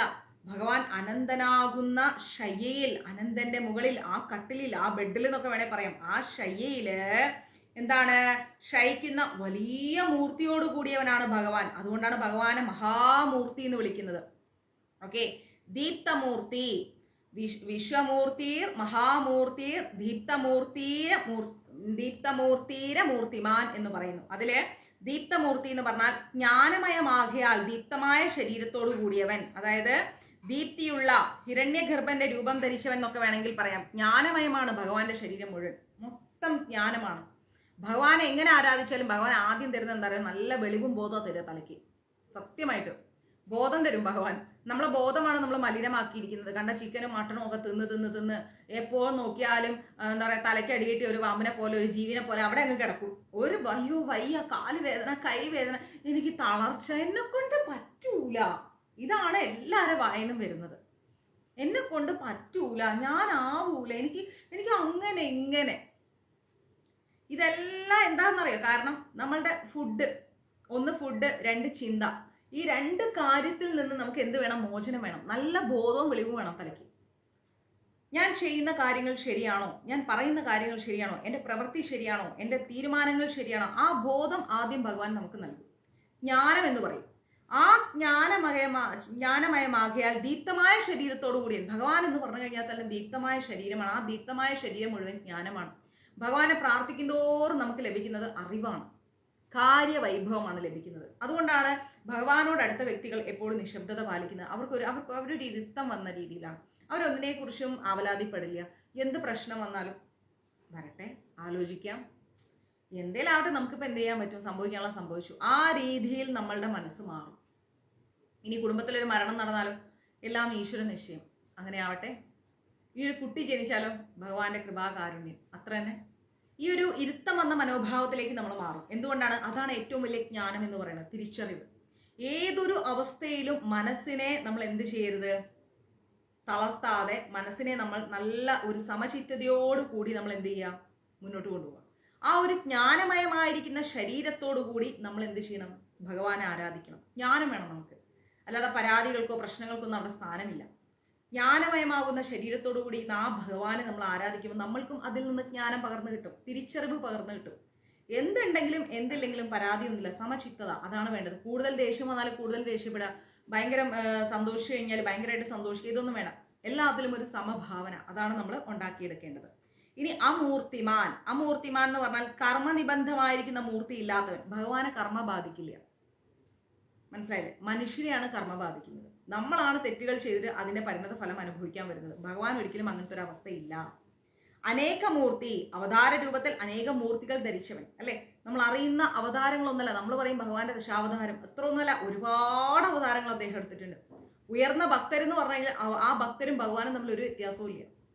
അപ്പോൾ എന്താ ചെയ്യേണ്ടത്? മോനപ്പൻ മുതലാളി, താങ്ക് യു സോ മച്ച്. അപ്പോൾ ഒരുപാട് അവതാരങ്ങൾ ഭഗവാൻ ഓരോ നിമിഷവും എടുക്കുന്നുണ്ട്, ഓരോ സെക്കൻഡും എടുക്കുന്നുണ്ട്. ഇനി നമ്മുടെയൊക്കെ ജീവിതത്തിൽ നമ്മൾ പറഞ്ഞാൽ എന്താ, അയ്യോ എന്നെ ഒരാൾ വന്ന് സഹായിച്ചു, ദൈവത്തെ പോലെ വന്നു, പിന്നെ ഞാൻ കണ്ടില്ല. അതും ഭഗവാന്റെ ഒരു ലീലയാണ്, ഭഗവാന്റെ ഒരു അനുഗ്രഹമാണത്, മനസ്സിലായി? അങ്ങനെയും ഒരു അവതാരം നമ്മൾ കാണുന്നുണ്ട്. അങ്ങനെ ഭഗവാൻ ഒരുപാട് അവതാരം എടുക്കുന്നുണ്ട്. അതുകൊണ്ടാണ് ഭഗവാനെ അനേകമൂർത്തി എന്ന് വിളിക്കുന്നത്. ആ വ്യക്ത, അനേക മൂർത്തികൾ ഉണ്ടെങ്കിലും ഇന്ന പ്രകാരത്തിലാണെന്ന് വ്യക്തമല്ല, അല്ലെ? നമുക്കറിയില്ല ഭഗവാൻ ഏത് രീതിയിൽ എപ്പം നമ്മളെ അടുത്ത് വരും എന്നുള്ളത്. ഭഗവാന് എപ്പോഴാണോ എന്ത് അവതാരം എടുക്കണം തോന്നുന്നു ആ സമയത്ത് അദ്ദേഹം ഉറപ്പായിട്ട് അവതാരം എടുക്കും. ഒരു സംശയമില്ല, അദ്ദേഹം അവതരിച്ചിരിക്കും. ആരുടെ മുമ്പിൽ അവതരിക്കണോ അവരുടെ മുമ്പിൽ അവതരിക്കും, ഏത് രീതിയിൽ അവതരിക്കണോ അവതരിക്കും. പക്ഷെ നമുക്ക് ഇതൊന്നും വ്യക്തമല്ല. അദ്ദേഹത്തിന്റെ ലീലകളെ വ്യക്തമായി മനസ്സിലാക്കാൻ നമുക്ക് കഴിയും, അതിനുള്ള ബോധവും ബുദ്ധിയും നമുക്കില്ല. അത്രത്തോളം നമ്മൾ ഭക്തിയിൽ ഉയർന്നിട്ടില്ല. അതുകൊണ്ടാണ് ആ വ്യക്ത എന്ന് ഭഗവാനെ വിളിക്കുന്നത്. ഇനിയോ ശതമൂർത്തി, ഇവിടെ പറയുന്നു വിശ്വമൂർത്തിർ മഹാമൂർത്തിർ ദീപ്തമൂർത്തിര മൂർത്തിമാൻ അനേകമൂർത്തിരവ്യക്ത. ഇനി ശതമൂർത്തി ശതാനന എന്ന് പറയുന്നുണ്ട്. എന്താണ് ശതമൂർത്തി എന്ന് പറഞ്ഞാൽ? അതായത് വികല്പജന്യങ്ങളായിരിക്കുന്ന അനേകം മൂർത്തികളുള്ളവൻ, നമുക്ക് മനസ്സിലാക്കാൻ പോലും പറ്റാത്ത, കേട്ടറിവ് പോലും ഇല്ലാത്ത വികല്പജന്യങ്ങളായിരിക്കുന്ന ഒരുപാട് അവതാരങ്ങൾ, ഒരുപാട് രീതികൾ ഭഗവാന്റെ കയ്യിലുണ്ട്. നമുക്കറിയാനേ പറ്റില്ല. ചിന്തിക്കുന്നതിനേക്കാൾ നമ്മുടെ മനസ്സിനേക്കാൾ വേഗതയിലാണ് ഭഗവാൻ സഞ്ചരിക്കുന്നത്. മനസ്സിനേക്കാൾ വേഗതയിലേക്ക് ഭഗവാൻ ഓടിയെത്തുകയാണ്. നമ്മൾ പറയും അയ്യോ ഒന്നുമില്ല ഗുരുവായൂരപ്പൻ ഉണ്ടോന്ന് പോലും അറിയില്ല. അങ്ങനെയല്ല, കാറ്റായിട്ടും മഴയായിട്ടും മഞ്ഞായിട്ടും എല്ലാം ഭഗവാൻ എത്തുന്നുണ്ട്. ഏത് രീതിയിൽ ഏത് ഭാവത്തിൽ എത്തുന്നു നമുക്ക് പറയാൻ പറ്റില്ല. ആ രീതിയിൽ ഭഗവാൻ എത്തുന്നുണ്ട്. ഇനിയോ ശതാനന, അനേകം മുഖങ്ങളുള്ളവൻ. ഭഗവാൻ ഒരുപാട് മുഖങ്ങളുണ്ട്, ഒത്തിരി മുഖങ്ങളുണ്ട്. നമ്മൾ കാണുന്ന ഒരു മുഖം മാത്രമല്ല ഭഗവാൻ, ഒരുപാട് മുഖങ്ങളുണ്ട്. അതുകൊണ്ടാണ് ശതാനന എന്ന് വിളിക്കുന്നത്. ഓക്കെ, അപ്പോ വിശ്വമൂർത്തി, മഹാമൂർത്തിർ, ദീപ്തമൂർത്തിരമൂർത്തിമാൻ, അനേകമൂർത്തിരവ്യക്ത, ശതമൂർത്തി ശതാനന എന്ന് വെച്ചാല് സർവാത്മകനമായിരിക്കുന്ന വിശ്വമാകുന്ന ശരീരത്തോടു കൂടിയ, ഈ ലോകമാകുന്ന ശരീരത്തോടു കൂടിയ, അനന്തനാകുന്ന ശൈലിയിൽ ശയിക്കുന്ന വലിയ മൂർത്തിയോട് കൂടിയ, ജ്ഞാനമയമാകുന്ന ദീപ്തമായ ശരീരത്തോടു കൂടിയിരിക്കുന്ന, കർമ്മനിബന്ധമായിരിക്കുന്ന മൂർത്തിയില്ലാത്തവൻ, അവതാര രൂപത്തിൽ അനേക മൂർത്തികളെ ധരിച്ചവൻ, അനേക മൂർത്തികളുണ്ടെങ്കിലും ഇന്ന രീതിയിലാണെന്ന് വ്യക്തമാക്കാത്തവൻ, വികല്പജന്യങ്ങളായിരിക്കുന്ന അനേക മൂർത്തികളുള്ള, അനേക മുഖങ്ങളോട് കൂടിയിരിക്കുന്ന, നമുക്കൊരിക്കലും ചിന്തിച്ചാൽ പോലും മനസ്സിലാക്കാൻ പറ്റാത്ത ആ സാക്ഷാൽ ഗുരുവായൂരപ്പന്റെ തൃപാദങ്ങളിൽ നമസ്കരിക്കാം. ഓക്കെ, ഇനി 78ാമത്തെ ശ്ലോകമാണ്. 78ാമത്തെ ശ്ലോകം എന്ന് പറഞ്ഞാൽ ഏകോ നൈഗഹ സവഹ കം ഖാഹ. ഓക്കെ, കാഹ കിം യദതത് പദമനുത്തമം ലോകബന്ധൂർ ലോകനാഥോ മാധവോ ഭക്തവത്സല. എന്താണ്? ഏകോ നൈഗഹ സവഹ കാഹ കിം യദതത് പദമനുത്തമം ലോകബന്ധൂർ ലോകനാഥോ മാധവോ ഭക്തവത്സല. എന്താ അതിന്റെ അർത്ഥം എന്ന് വെച്ച് കഴിഞ്ഞാല്, ഏകഹ എന്ന് പറഞ്ഞു കഴിഞ്ഞാൽ സജാതിയും വിജാതിയും സ്വഗതവുമല്ലാത്ത, ഭേദങ്ങളില്ലാത്തവൻ. അവൻ മനുഷ്യനാണ്, ഇവൻ മൃഗമാണ്, അവൻ ഹിന്ദുവാണ്, ഇവൻ മുസ്ലിമാണ്, അങ്ങനെ ഒരു ചിന്തയും ഇല്ലാത്ത ആളെയാണ് ഭഗവാൻ ഏകഹ എന്ന് വിളിക്കുന്നത്. അങ്ങനെയുള്ള ഭഗവാനെ നമ്മൾ എന്ത് വിളിക്കുന്നു? ഏകഹ. ഭഗവാൻ ഒന്നേ ഉള്ളൂ, ഒന്ന് മാത്രം. അദ്ദേഹത്തിന്റെ സൃഷ്ടിയാണ്. അതാണെന്നോ പെണ്ണെന്നോ മുസ്ലിം എന്നോ ഹിന്ദു എന്നോ ക്രിസ്ത്യൻ എന്നോ അങ്ങനത്തെ ഒന്നുമില്ല ഭഗവാൻ. മനുഷ്യനെന്നോ മൃഗമെന്നോ ഒന്നുമില്ല. ഏകഹ. ഓക്കെ, നൈഗഹ എന്ന് പറഞ്ഞാൽ മായ കൊണ്ട് ഒന്നിലധികം രൂപമുള്ളവൻ. മായ കൊണ്ട് ഇഷ്ടം പോലെ രൂപങ്ങളുണ്ട് ഭഗവാന്. ഒന്നും രണ്ടും രൂപമല്ല, ഇഷ്ടം പോലെ രൂപം ഭഗവാനുണ്ട്. അതുകൊണ്ടാണ് നൈഗഹ എന്ന് പറയുന്നത്. സവഹ, അതായത് സോമം ഉൽപ്പാദിപ്പിക്കപ്പെടുന്ന സവം എന്ന യജ്ഞത്തിന്റെ സ്വരൂപമായുള്ളവൻ. അതുപോലും ഭഗവാനാണ്. നമ്മളുടെ ഇവിടുത്തെ സോമല്ല കേട്ടോ, ഭൂമിയിലുള്ള സോമല്ല.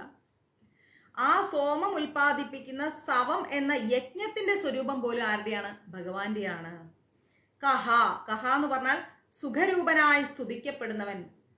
സുഖരൂപനായിട്ടാണ് ഭഗവാനെ സ്തുതിക്കുന്നത്, അല്ലെ? അങ്ങനെ അനന്തന്റെ മുകളിൽ ഇങ്ങനെ പത്മനാഭൻ കിടക്കുകയാണ് യോഗനിദ്രയിൽ. ആ കിടന്നിട്ട് പോലും ഭഗവാൻ ലോകം പരിപാലിക്കുന്നുണ്ട്. സുഖനിദ്രയിലാണ് ഭഗവാൻ. ഭഗവാന്റെ ഭക്തരെ ആക്രമിക്കാൻ വന്നാൽ മാത്രമേ ഭഗവാൻ നരസിംഹ രൂപമായിട്ട് മാറും. അല്ലെങ്കിൽ ഭഗവാൻ എപ്പോഴും സുഖലോലുപനാണ്. അപ്പൊ ഭഗവാന്റെ ഭക്തരെയും ശാന്ത രീതിയിൽ കാണാനാണ് ഭഗവാൻ ഇഷ്ടം. വയലൻസ് വേണ്ട എന്ന് ഞാൻ ക്ലാസ് എടുക്കുമ്പോൾ ആദ്യമേ പറയാൻ കാരണം അതാണ്. വയലൻസ് വേണ്ട. ഭഗവാൻ വയലൻസ് ഇഷ്ടപ്പെടുന്നില്ല. അതുകൊണ്ട് ഭഗവാന്റെ ഭക്തരാവാൻ ആഗ്രഹിക്കുന്ന എല്ലാവരും വയലൻസിനെ തൂക്കി ബാസ്ക്കറ്റിലിടണം. ക്ലിയർ? സുഖ സ്വരൂപനായിട്ട് സ്തുതിക്കപ്പെടുന്നവനാണ് ഭഗവാൻ. ഇനിയോ കിം എന്ന് പറയുന്നുണ്ട് ഇതില്. ഖ പറഞ്ഞാൽ കിം എന്ന് പറയുന്നുണ്ട്. സർവ പുരുഷാർത്ഥ രൂപനാകയാൽ ബ്രഹ്മം തന്നെയായി കിം ശബ്ദം കൊണ്ട് വിചാരിക്കപ്പെടുവാൻ അർഹനാണ്. അതായത് സർവ പുരുഷാർത്ഥ രൂപനാണ്. സർവവും അടങ്ങിയിരിക്കുന്ന ഭഗവാനിലാണ്. ഭഗവാനേക്കാൾ ഒരു പിടി താഴെയിലാണ് മറ്റെല്ലാം ഇരിക്കുന്നത്. എന്താ പറയാ, പരമ ദിവ്യോത്തമ പുരുഷനാണ്. ഭഗവാന്റെ മുകളിൽ ആരുമില്ല. അപ്പോ സർവ പുരുഷാർത്ഥ രൂപനാണ് ഭഗവാൻ. എല്ലാം തികഞ്ഞ ആ ഭഗവാൻ ബ്രഹ്മം തന്നെയായിട്ട് മാറിയിരിക്കുകയാണ്. ബ്രഹ്മം ആരാണെന്ന് വെച്ചാൽ ഭഗവാൻ തന്നെയാണ്. ഭഗവാൻ ആരാന്ന് വെച്ചാൽ ബ്രഹ്മം തന്നെയാണ്. അപ്പൊ ആ ബ്രഹ്മമായിരിക്കുന്ന ആ ഭഗവാനെ കിം എന്ന് പറയുന്ന ആ വാക്കുകൊണ്ട് നമുക്ക് എന്ത് ചെയ്യാം? ആരാധിക്കാം. ഒരു കുഴപ്പമില്ല, ആരാധിക്കാം. ക്ലിയർ? ഇനി യത് എന്ന് പറയുന്നുണ്ട്. യത് എന്ന് പറഞ്ഞാൽ സ്വതസിദ്ധമായിരിക്കുന്ന വസ്തുവിനെ പറ്റി പറയുന്ന യച്ച ശബ്ദം കൊണ്ട് നിർദ്ദേശിക്കപ്പെടുന്നവൻ. സ്വതസിദ്ധമായിരിക്കുന്ന വസ്തുവിനെ പറ്റി എന്തൊരു കാര്യത്തെക്കുറിച്ച് നമ്മൾ സംസാരിക്കുകയാണെങ്കിലും ഭഗവാന്റേതായ ഒരു ഫ്രീഡം ഉണ്ട്.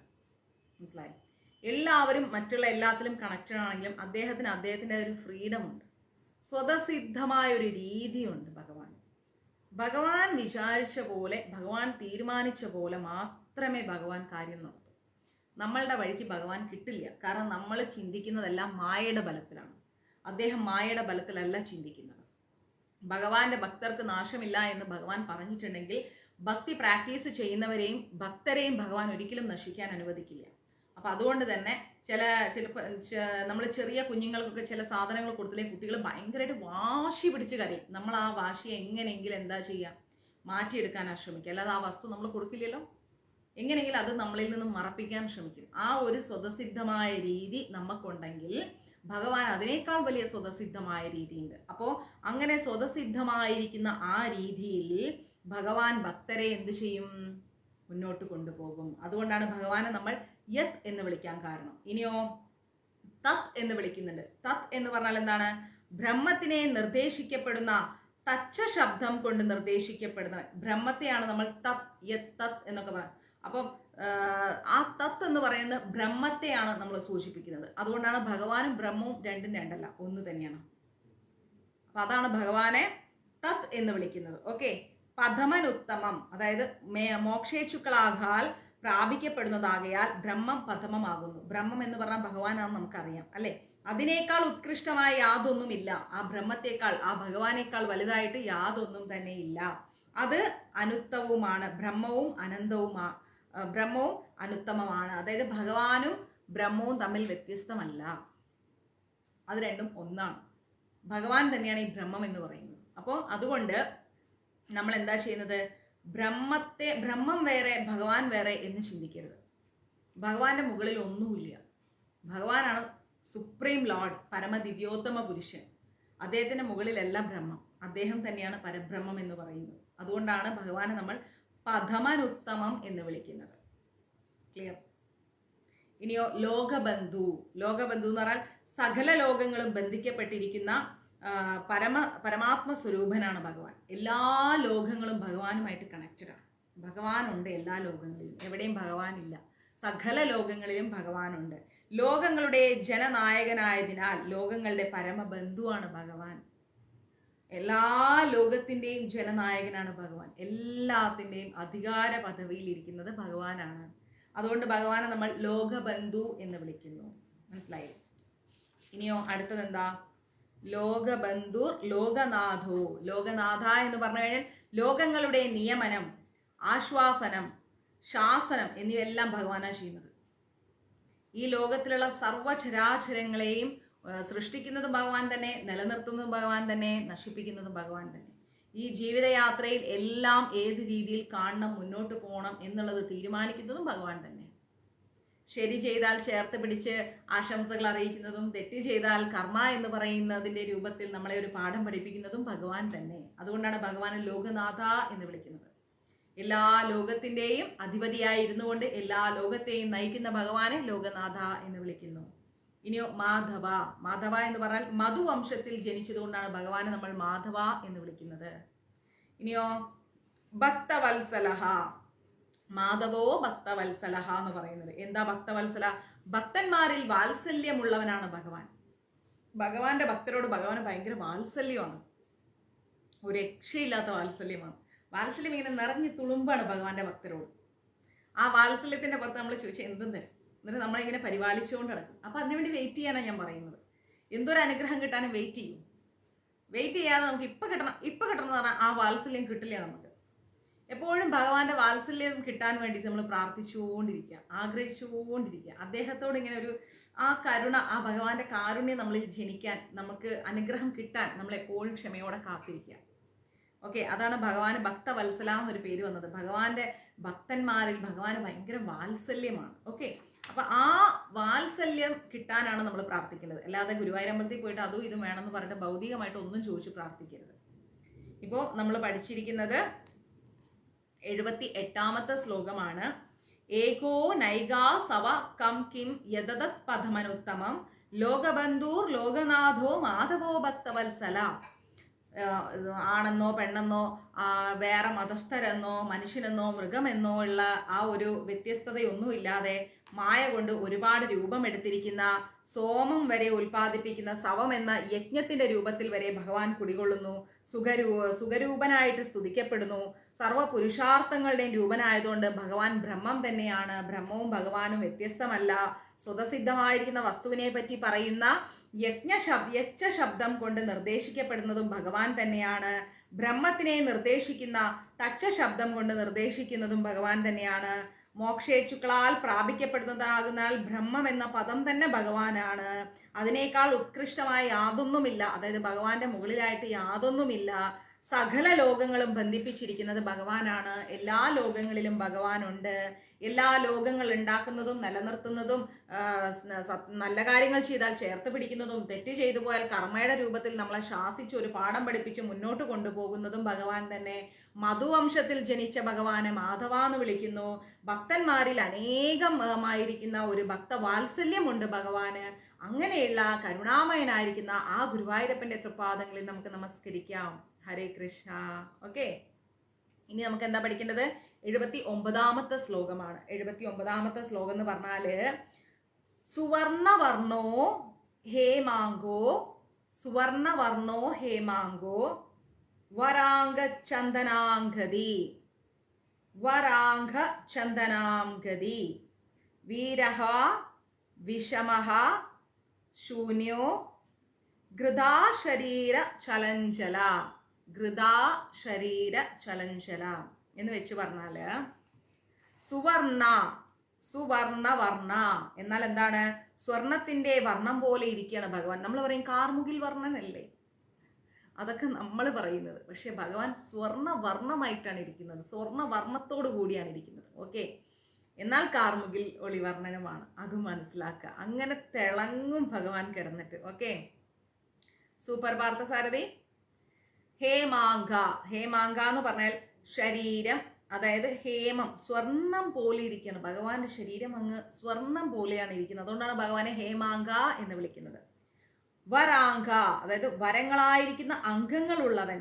വരങ്ങളായിരിക്കുന്ന എല്ലാ ഭഗവാന്റെ അംഗങ്ങൾ എന്ന് പറഞ്ഞാൽ വരമാണ്, ആ ഒരു അനുഗ്രഹമാണ്. അതുകൊണ്ടാണ് ഭഗവാനെ നമ്മൾ വരാങ്ക എന്ന് വിളിക്കുന്നത്. ഇനിയോ ചന്ദനാംഗതി, ചന്ദനങ്ങളായിരിക്കുന്ന അംഗതങ്ങൾ, തോൾവളകൾ കൊണ്ട് അലങ്കൃതമായിരിക്കുന്നത്.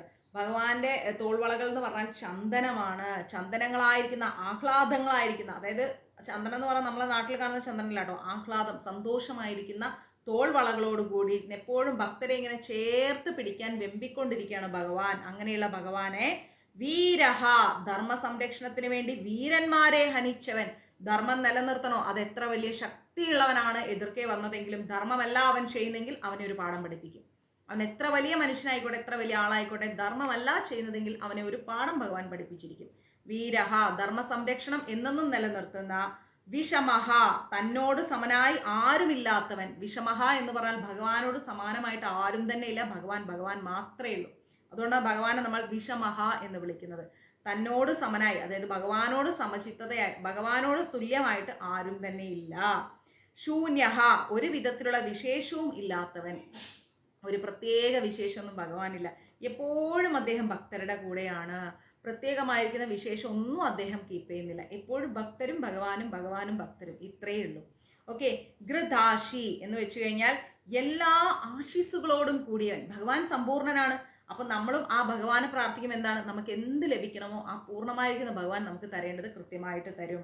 ഇനിയോ അചല, അതായത് സ്വരൂപത്തിൽ നിന്നും സാമർത്ഥ്യത്തിൽ നിന്നും ജ്ഞാനാദി ഗുണങ്ങളിൽ നിന്നും ചലിക്കാത്തവൻ. ഒരിക്കലും ഭഗവാന്റെ രൂപത്തിൽ നിന്ന് ചലിക്കില്ല, സാമർത്ഥ്യത്തിൽ നിന്ന് ചലിക്കില്ല, ജ്ഞാനാദി ഗുണങ്ങളിൽ നിന്നും ധർമ്മത്തിൽ നിന്നും ഭഗവാനെ ഒരിക്കലും മാറ്റാൻ സാധിക്കില്ല. എന്താണോ ധർമ്മം ആ ധർമ്മത്തിൽ ഭഗവാൻ ഉറച്ചു നിൽക്കും, ഒരു സംശയവുമില്ല. അങ്ങനെയുള്ള ഭഗവാനെയാണ് നമ്മൾ അചല എന്ന് പറയുന്നത്. ഒന്നിനെ കൊണ്ടും ഭഗവാനെ നമുക്ക് എന്ത് ചെയ്യാൻ പറ്റില്ല, ഭഗവാനെ മോഹിപ്പിക്കാൻ കഴിയില്ല. ഭക്തരും ഭക്തിയും, ഇത് മാത്രമാണ് ഭഗവാൻ എപ്പോഴും ആഗ്രഹിക്കുന്നത്. അല്ലാണ്ട് വേറെ എന്തിലും ഒന്ന് കൊടുത്തിട്ടും ഭഗവാനെ നമുക്ക് തൃപ്തിപ്പെടുത്താനോ മോഹിപ്പിക്കാനോ കഴിയില്ല. അതുകൊണ്ട് ഭഗവാനെ നമ്മൾ അചല എന്ന് വിളിക്കുന്നു. ഇനിയോ ചലഹ, ഘൃതാ ശരീരാചല ഘൃതാശി, ഒരു മിനിറ്റ് മൊത്തത്തിൽ വായിച്ചാൽ മനസ്സിലാവും. സുവർണവർണോ ഹേമാങ്കോ വാറാംഗ ചന്ദനാംഗതി വീരഹ വിഷമാ ശൂന്യോ ഘൃതാശീര ചലഞ്ചല എന്ന് പറയുന്നത്. അതിൽ ലാസ്റ്റത്തെ വീട് അചല കഴിഞ്ഞാൽ ചല എന്നാണ്. ഈ ചല എന്ന് പറഞ്ഞാൽ എന്താണെന്നറിയാമോ? വായുവിന്റെ രൂപത്തിൽ ചലിക്കുന്നവൻ. ഞാൻ പറഞ്ഞു, നമ്മൾ ഭഗവാനെ ഇങ്ങനെ പ്രാർത്ഥിക്കുന്ന സമയത്ത് ചിലപ്പം നമ്മൾ ഒരുപാട് വിഷമിച്ച് ടെൻഷൻ അടിച്ചിരിക്കുമ്പം ഒരു തണുത്ത കാറ്റൊന്നും നമ്മൾ അറിയാതെ ഇരുന്ന് ഉറങ്ങിപ്പോകും. അതുപോലും ഭഗവാനാണെന്ന് മനസ്സിലാക്കാം. എപ്പോഴെങ്കിലുമൊക്കെ നമ്മൾ ഒരുപാട് വിഷമിച്ച് ഒരു വല്ലാത്ത അവസ്ഥയിലുണ്ടാവും, നമ്മളിങ്ങനെ തളർന്നിരിക്കുമ്പോൾ ഒന്ന് മെല്ലെ ഒന്ന് മയങ്ങിപ്പോകും. ആ മയക്കം പോലും ഭഗവാനാണെന്ന് മനസ്സിലാവും. അതുകൊണ്ടാണ് ഭഗവാനെ നമ്മൾ ചല എന്ന് ലാസ്റ്റ് പറയുന്നത്. മനസ്സിലായി? ഒരു എല്ലാ പ്രശ്നങ്ങൾക്കിടയിലും ഒരു ആശ്വാസം. കരഞ്ഞ് തളർന്നു പോയാലും നമ്മൾ അറിയാതെ ഉറങ്ങിപ്പോകും. ആ ഒരു ആശ്വാസം, ആ ഒരു ആനന്ദം, അതാണ് ഭഗവാൻ. അതുകൊണ്ടാണ് ഭഗവാനെ നമ്മൾ ചല എന്ന് വിളിക്കുന്നത്. മനസ്സിലായില്ലേ? അപ്പൊ ഇവിടെ പറഞ്ഞെന്താ? സ്വർണത്തിന്റെ വർണ്ണം പോലെ ഇരിക്കുന്ന, സ്വർണത്തിന്റെ കളർ പോലെ ഇരിക്കുന്ന, ശരീരം സ്വർണം പോലെ ഇരിക്കുന്ന, വരങ്ങളായിരിക്കുന്ന അംഗങ്ങളുള്ള, അതുപോലെ ചന്ദനങ്ങളായിരിക്കുന്ന അംഗതങ്ങളേക്കാൾ അലങ്കൃതമായിരിക്കുന്ന, എപ്പോഴും സന്തോഷം കൊടുക്കണം എന്നാണ് ഭഗവാൻ ആഗ്രഹിക്കുന്നത്. തോൾവളകൾ എന്നൊക്കെ പറയുമ്പോൾ നമ്മൾ വിചാരിക്കും ഭഗവാന്റെ തോളിൽ വളയൊക്കെ ഇട്ട്, അങ്ങനെ അല്ലല്ല. ഭഗവാൻ എപ്പോഴും സന്തോഷത്തെ പ്രദാനം ചെയ്യാനാണ് ആഗ്രഹിക്കുന്നത്. നമ്മൾക്ക് ദുഃഖം നൽകാൻ ഭഗവാൻ ആഗ്രഹിക്കുന്നില്ല. മനസ്സിലായില്ലേ? ഇവിടെ ചന്ദനങ്ങളായിരിക്കുന്ന എന്ന് പറഞ്ഞാൽ ആഹ്ലാദങ്ങളായിരിക്കുന്ന, സന്തോഷം നൽകാൻ ആഗ്രഹിക്കുന്ന, ധർമ്മ സംരക്ഷണത്തിന് വേണ്ടി എത്ര വലിയ ഉയർന്ന വീരന്മാർ വന്നാലും അവരെ ഇല്ലായ്മ ചെയ്യുന്ന, ഭഗവാനോട് തുല്യമായി ആരും തന്നെ ഇല്ലാത്ത, ഒരു വിധത്തിലുള്ള വിശേഷവുമില്ലാത്ത, വികളിതങ്ങളായിരിക്കുന്ന ആശീസുകളോടുകൂടി, വികളിതം എന്ന് പറഞ്ഞാൽ ഒഴുകുന്ന ആ ഒരു ആശീസുകളോട് കൂടിയിരിക്കുന്ന സ്വരൂപത്തിൽ നിന്നും, സാമർത്ഥ്യത്തിൽ നിന്നും, ധർമ്മത്തിൽ നിന്നും ഭഗവാൻ ഒരിക്കലും ചലിക്കില്ല. അത് സത്യം, നീതി, ന്യായം, ധർമ്മം, ഈ ഒരു അതിൻ്റെ കൂടെ മാത്രം നിൽക്കുന്ന, ഒന്നിനെ കൊണ്ടും ഭഗവാനെ എന്ത് ചെയ്യാൻ പറ്റാ, മോഹിപ്പിക്കാൻ സാധിക്കാത്ത, വായുവിന്റെ രൂപത്തിൽ പോലും ചലിക്കുന്ന ആ സാക്ഷാൽ ഗുരുവായൂരപ്പന്റെ തൃപാദങ്ങളിൽ നമസ്കരിക്കുന്നു. ഓക്കെ, ഇനി 80ാമത്തെ ശ്ലോകമാണ്, ലാസ്റ്റ് ശ്ലോകം. 80 ശ്ലോകത്തോടു കൂടി നമുക്ക് സ്റ്റോപ്പ് ചെയ്യാം കേട്ടോ. 80ാമത്തെ ശ്ലോകം എന്ന് പറഞ്ഞാൽ അമാനി മാനധോ മാന്യോ ലോകസ്വാമി ത്രിലോകദൃക് സുമേധാ മേധജോ ധന്യ സത്യമേധാധരാധര എന്ന് വെച്ച് കഴിഞ്ഞാൽ, അമാനി എന്ന് പറഞ്ഞാൽ എന്താണെന്നറിയോ? ശുദ്ധജ്ഞാന സ്വരൂപനാകയാൽ അനാത്മവസ്തുക്കളിൽ നിന്ന് ആത്മാഭിമാനമില്ലാത്തവൻ. അതായത് ഭഗവാൻ ശുദ്ധജ്ഞാന സ്വരൂപമാണ്. മറ്റു കാര്യങ്ങളിലൊന്നും ഭഗവാൻ അഭിമാനിക്കില്ല. അതായത് ഇപ്പൊ നമ്മൾ പറയില്ലേ, എന്താ പറയാ, ഒരാൾക്കൊരു വലിയ വീടുണ്ടെങ്കിൽ അതിന്റെ മുമ്പിൽ നെളിഞ്ഞു നിന്നിട്ട് ഇത് എൻ്റെ വീട്, ഇതൊരു ചീപ്പ് അഭിമാനം എന്നേ ഞാൻ പറയും. നമ്മൾക്ക് ഭഗവാൻ എന്താണോ നൽകിയത് അതിൽ നമ്മൾ സന്തോഷിക്കണം. അല്ലാതെ അവർക്ക് വലുതുണ്ട് എനിക്ക് ചെറുതാണ്, അങ്ങനെ ഒരു ചിന്തയെ നമുക്ക് പാടില്ല. അപ്പൊ ശുദ്ധജ്ഞാന സ്വരൂപനാണ് ഭഗവാൻ. ശുദ്ധമായിരിക്കുന്ന ജ്ഞാന സ്വരൂപമായതുകൊണ്ട് മറ്റു വസ്തുക്കളിൽ ഒന്നും ഭഗവാൻ അഭിമാനിക്കില്ല. എപ്പോഴും ഭഗവാൻ ധർമ്മത്തിലും നീതിയിലും ന്യായത്തിലും ഭക്തരിലുമാണ് ഭഗവാന്റെ അഭിമാനം എന്ന് പറയുന്നത്. മനസ്സിലായോ? അല്ലാതെ മറ്റ് ഈ ഇഹലോകത്തിലുള്ള ഒരു കാര്യത്തിലും ഭഗവാൻ അഭിമാനിക്കുന്നില്ല. എന്ത് സംഭവം കൊണ്ടു കൊടുത്താലും, കണ്ടോ എനിക്ക് ദേ എൻ്റെ ഭക്തൻ ഇപ്പൊ 100 കിലോ സ്വർണം തന്നു, അതല്ല ഭഗവാന്റെ അഭിമാനം. ദേ എൻ്റെ ഭക്തൻ നാരായണ എന്ന നാമത്തോടെ വരുന്നു, അതിൽ ഭഗവാൻ അഭിമാനിക്കും. ഓക്കെ, ഇനി മാനധ എന്ന് പറഞ്ഞാൽ എല്ലാവർക്കും അനാത്മക്കളിൽ ആത്മാഭിമാനം നൽകുന്നവൻ, ഭക്തന്മാർക്ക് സൽക്കാരവും മാനവും കൊടുക്കുന്നവൻ. ഭക്തന്മാരെ എപ്പോഴും ഭഗവാൻ ഭക്തരിലാണ് അഭിമാനിക്കുന്നത്. മനസ്സിലായില്ലേ? അവർക്ക് എപ്പോഴും അവരുടെ അഭിമാനം നഷ്ടപ്പെടാതിരിക്കാൻ വേണ്ടിയിട്ടാണ് ഭഗവാൻ കൂടെ നിൽക്കുന്നത്. നമുക്ക് എന്ത് വലിയ പ്രശ്നമായിക്കോട്ടെ, നമ്മളതിൽ തളർന്നു പോവില്ല, നമ്മളതിൽ വീണു പോവില്ല. ആ പ്രശ്നത്തിൽ നിന്ന് നമ്മൾ കരകയറുന്നുണ്ട് അല്ലേ? നമ്മുടെ അഭിമാനത്തെ ഭഗവാൻ എന്നും സംരക്ഷിക്കുന്നുണ്ട്. ലോകത്തിലുള്ള ആരും നമ്മൾ അപമാനപ്പെടുത്തിക്കോട്ടെ, എന്നും പറഞ്ഞോട്ടെ, പക്ഷെ എന്നിട്ട് നമ്മൾ ജീവിക്കുന്നുണ്ട്. നമ്മൾ എവിടെയും തോറ്റുപോയിട്ടില്ല, തളർന്നു പോയിട്ടില്ല, ഇന്നും നമ്മൾ ജീവിക്കുന്നുണ്ട്. ആ അഭിമാനത്തെ ഭഗവാൻ സംരക്ഷിക്കുന്നുണ്ട്. അതുകൊണ്ട് ഭഗവാനെ നമ്മൾ മാനധ എന്ന് വിളിക്കുന്നു. ഇനി മാന്യ എന്ന് പറഞ്ഞാൽ എല്ലാവരുടെയും ഈശ്വരനായതുകൊണ്ട് എല്ലാവരാലും ബഹുമാനിക്കപ്പെടേണ്ടതുകൊണ്ടും പൂജിക്കപ്പെടേണ്ടതും ആരാണ്? ഭഗവാനാണ്. അതുകൊണ്ടാണ് ഭഗവാനെ മാന്യ എന്ന് വിളിക്കുന്നത്. എന്താണ്? എല്ലാവരുടെയും ഈശ്വരനാണ് ഭഗവാൻ. അതുകൊണ്ട് തന്നെ എല്ലാവരാലും ബഹുമാനിക്കപ്പെടുന്നുണ്ട് ഭഗവാൻ, എല്ലാവരാലും പൂജിക്കപ്പെടുന്നുണ്ട് ഭഗവാൻ. അതുകൊണ്ടാണ് ഭഗവാനെ മാന്യ എന്ന് അഭിസംബോധന ചെയ്യുന്നത്. ഇനിയോ ലോകസ്വാമി, അമാനി മാനധോ മാന്യോ ലോകസ്വാമി എന്നാ പറയുന്നത്. ആ ലോകസ്വാമി എന്ന് പറഞ്ഞാൽ 14 ലോകങ്ങളുടെയും ഈശ്വരൻ ആരാണ്? സാക്ഷാൽ ഗുരുവായൂരപ്പനാണ്. അതുകൊണ്ടാണ് ഭഗവാനെ ലോകസ്വാമി എന്ന് വിളിക്കുന്നത്. ഇനിയോ ത്രിലോകദൃക്, 3 ലോകങ്ങളെയും ധരിക്കുന്നത് ആരാണ്? ഭഗവാനാണ്. അല്ലാതെ ഭഗവാന്റെ മുകളിൽ ആരുമില്ല. അതുകൊണ്ടാണ് ഭഗവാനെ ത്രിലോകദൃക് എന്ന് വിളിക്കുന്നത്. 3 ലോകങ്ങളെയും ധരിക്കുന്നത് കൊണ്ട് ഭഗവാനെ ത്രിലോകദൃക് എന്ന് വിളിക്കുന്നു. സുമേധഃ, സുമേധഃ എന്ന് പറഞ്ഞാൽ ശോഭനമായിരിക്കുന്ന മേധത്തോടു കൂടിയവനാണ് ഭഗവാൻ. ശോഭനമായിരിക്കുന്ന മേധത്തോടു കൂടിയതുകൊണ്ട് ഭഗവാനെ നമ്മൾ എന്ത് വിളിക്കുന്നു? സുമേധഃ എന്ന് വിളിക്കുന്നു. ഇനിയോ മേധജ, മേധജ എന്ന് പറഞ്ഞാൽ മേധത്തിൽ നിന്ന്, മേധം എന്ന് പറഞ്ഞാൽ യാഗത്തിൽ നിന്ന് ഉൽപ്പന്നനായവൻ. യാഗം നമ്മൾ സമർപ്പിക്കുമ്പോൾ അതും ഭഗവാന് തന്നെയാണ് പോകുന്നത്. നമ്മൾ ആരെ വിളിച്ചാലും പ്രാർത്ഥിച്ചാലും അത് എത്തിച്ചേരുന്നത് ഭഗവാനിലാണ്. എന്ത് യാഗം, എന്ത് പൂജ, എന്തും ചെയ്തോട്ടെ അതെല്ലാം ഭഗവാനിലേക്കാണ് സമർപ്പിതമാകുന്നത്. അതുകൊണ്ട് ഭഗവാനെ മേധജഹ എന്ന് വിളിക്കുന്നു. ഇനിയോ ധന്യ, ധന്യ എന്ന് പറഞ്ഞാൽ കൃതാർത്ഥനാണ് ഭഗവാൻ. ഭക്തർ എന്ത് നൽകിയാലും അദ്ദേഹം ഹാപ്പിയാണ്, കൃതാർത്ഥനാണ്. അത് വലുതെന്നോ ചെറുതെന്നോ ഒന്നുമില്ല, നമ്മൾ കൊടുക്കുന്ന ഹൃദയത്തിലേക്ക് മാത്രമേ ഭഗവാൻ നോക്കൂ. നമ്മൾ എന്തെങ്കിലും മോഹിച്ചാണോ കൊടുക്കുന്നത്, എന്തെങ്കിലും കൈക്കൂലിയായിട്ടാണോ കൊടുക്കുന്നത്, അല്ലെങ്കിൽ ആത്മസമർപ്പണമാണോ എന്നുള്ളത് ഭഗവാൻ നോക്കും. ആ ഒരു ഭഗവാനെ ധന്യഹ, കൃതാർത്ഥൻ എന്ന് പറയുന്നു. ഇനി സത്യമേധ, സത്യമേധ എന്ന് പറഞ്ഞാൽ മേധ സത്യമായവൻ, സഫലമായവൻ. എപ്പോഴും ഭഗവാൻ സത്യവുമാണ് സഫലവുമാണ്. നമ്മൾ ഭഗവാന് എന്തൊരു കാര്യം ചെയ്താലും, ഭഗവാൻ നമ്മുടെ ജീവിതത്തിൽ സെൽഫായിട്ടൊരു കാര്യം ചെയ്താലും അതിലൊരു സത്യമോ അതിലൊരു നീതിയോ ന്യായമോ ഉണ്ടെന്ന് ഭഗവാൻ നോക്കും. കാരണം എന്താണെന്ന് വെച്ചാൽ നമ്മൾ ചെയ്യുന്ന പ്രവൃത്തി എന്തുമായിക്കോട്ടെ അതിലൊരു ധർമ്മം വേണം. ധർമ്മമില്ലാത്തൊരു പ്രവൃത്തി ചെയ്തു കഴിഞ്ഞാൽ ഒരിക്കലും ഭഗവാൻ അത് ഇഷ്ടപ്പെടില്ല. അപ്പം ധർമ്മത്തിൽ മാത്രം നിൽക്കുന്ന വ്യക്തികളിൽ നമ്മുടെ ആവശ്യങ്ങൾ ഭഗവാൻ എളുപ്പം സഫലീകരിക്കും. കാരണം എന്താ? കൂടുതൽ കൂടുതൽ ധർമ്മം നിലനിർത്താൻ വേണ്ടിയിട്ട്. അധർമ്മികളെ ഭഗവാൻ പന പോലെ വളർത്തും, എന്നിട്ട് ഭഗവാൻ തന്നെ അത് ഇല്ലാതാക്കും. എന്നാൽ ധർമ്മികളെ ഭഗവാൻ കുറച്ച് കുറച്ച് കഷ്ടപ്പെടുത്തി ഭഗവാൻ മുന്നോട്ട് കൊണ്ടുപോകും. കാരണം എന്താ? കൂടുതൽ കൂടുതൽ ധർമ്മത്തിലേക്ക് നമ്മൾ അടിയുറച്ച് നിൽക്കാൻ. കഷ്ടപ്പെട്ടുണ്ടാക്കുന്നതൊന്നും നശിപ്പിക്കാൻ നമുക്ക് ഇഷ്ടമില്ല. കഷ്ടപ്പെടാതെ ഉണ്ടാക്കിയതിൻ്റെ വാല്യൂ അറിയാത്തതുകൊണ്ട് എല്ലാം നമ്മൾ നശിപ്പിക്കും, അല്ലേ? പോയാൽ എന്ത്, പോയാൽ പോട്ടോ എന്ന മനോഭാവത്തിൽ. എന്നാൽ കഷ്ടപ്പെട്ടുണ്ടാക്കുന്ന ഒരു കാര്യം നശിച്ചു പോയാൽ നമ്മൾ അനുവദിക്കും. നമ്മൾ എന്ത് വില കൊടുത്തു നമ്മളത് സംരക്ഷിക്കാൻ ശ്രമിക്കും.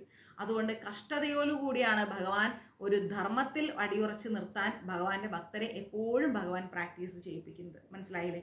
ഇനിയോ സത്യമേധ, അത് കഴിഞ്ഞ് ധരാധര, ആദിശേഷൻ മുതലായ അംശങ്ങളെ കൊണ്ട് ഭൂമിയെ ധരിക്കുന്നവനും ഭഗവാനാണ്. ഈ ആദിശേഷന്റെ രൂപത്തിൽ ആ ഭൂമിയെ ധരിപ്പിച്ചതും എല്ലാം നിലനിർത്തുന്നതും ഭഗവാനാണ്. അപ്പൊ അങ്ങനെയുള്ള ആ ഭഗവാനെ നമ്മൾ എന്ത് ചെയ്യണം? ധരാധര, നമ്മൾ എപ്പോഴും നമസ്കരിക്കണം. കാരണം ഭഗവാൻ ഈസി ആയിട്ട് കിട്ടുന്ന എന്ത് കാര്യവും നഷ്ടപ്പെട്ടു പോയാൽ നമുക്ക് വിഷമമില്ല എന്ന് ഞാൻ പറഞ്ഞില്ലേ. പക്ഷെ കഷ്ടപ്പെട്ടുണ്ടാക്കിയ ഒരു കാര്യം നശിക്കുക നമ്മൾ അനുവദിക്കുകയില്ല. നമ്മൾ എങ്ങനെയും അത് നിലനിർത്താൻ ശ്രമിക്കും. അപ്പോൾ ഭഗവാൻ എപ്പോഴും ധർമ്മത്തിലും സത്യത്തിലും ജീവിക്കുന്ന ആൾക്കാർക്ക് കഷ്ടപ്പാട് കൊടുക്കും. കാരണം എന്താ? കഷ്ടത്തോടെ മുന്നോട്ട് പോയാലേ അവൻ എന്നെന്നും താഴ്മയിൽ നിൽക്കൂ, അവനത് നിലനിർത്താൻ ശ്രമിക്കൂ എന്ന് ഭഗവാൻ അറിയാം. അതിനു വേണ്ടിയിട്ടാണ് ഭഗവാൻ അത് ചെയ്യുന്നത്. അപ്പോൾ അതൊക്കെ മനസ്സിലാക്കുക. അല്ലാതെ ഒരിക്കലും നമ്മൾ എന്ത് ചെയ്യരുത്? ഭഗവാനെ പഴിക്കാനോ കിട്ടിയില്ല എന്ന് പറഞ്ഞ് പരാതി പറയാനോ ഗുരുവായൂരമ്പലത്തിന് നടക്കെ ചെന്നിട്ട് ഭഗവാനോട് ഇങ്ങനെ ഓരോന്ന് പറഞ്ഞ് ഇങ്ങനെ ഭഗവാനെ വിഷമിപ്പിക്കാൻ നിൽക്കരുത് എന്നാണ് എൻ്റെ അഭിപ്രായം. നമുക്ക് തരേണ്ടത് ഭഗവാൻ കൃത്യമായിട്ട് സമയമാകുമ്പോൾ ഭഗവാൻ തരും. അതിൽ നമ്മൾ ഒരിക്കലും വിഷമിക്കേണ്ട കാര്യമില്ല. മനസ്സിലായോ? ഒരിക്കലും സങ്കടപ്പെടേണ്ട കാര്യമില്ല. നമ്മളെപ്പോഴും ഭഗവാനോട് സന്തോഷത്തോടു കൂടി നമ്മൾ പ്രാർത്ഥിക്കുക. ഭഗവാൻ നൽകേണ്ടത് നമുക്ക് കൃത്യമായിട്ട് തരും. ക്ലിയർ? അപ്പോൾ ഇപ്പോൾ നമ്മൾ 80 ശ്ലോകങ്ങൾ പഠിച്ചു. ഇനി വളരെ കുറച്ച് ശ്ലോകമേ ഉള്ളൂ. വളരെ ഒരു 3-4 ക്ലാസ് കൊണ്ട് ഭഗവാന്റെ അനുഗ്രഹം കിട്ടിയാൽ നമുക്ക് എന്ത് ചെയ്യാം? വിഷ്ണു സഹസ്രനാമം കംപ്ലീറ്റ് ചെയ്യാം.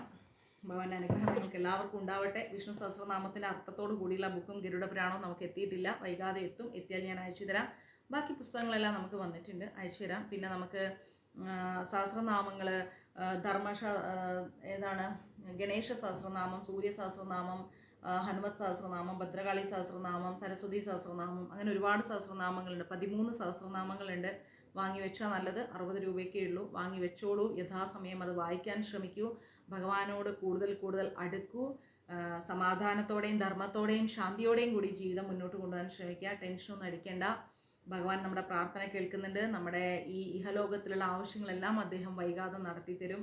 സമാധാനമായിട്ട് മുന്നോട്ട് പോവുക കേട്ടോ. हरे कृष्णा, सर्वम कृष्णार्पणमस्तु। प्रभुपाद की जय, गुरु महाराज की जय, राधा पवनपुरेशन की जय। ओम श्री मात्रे नमः।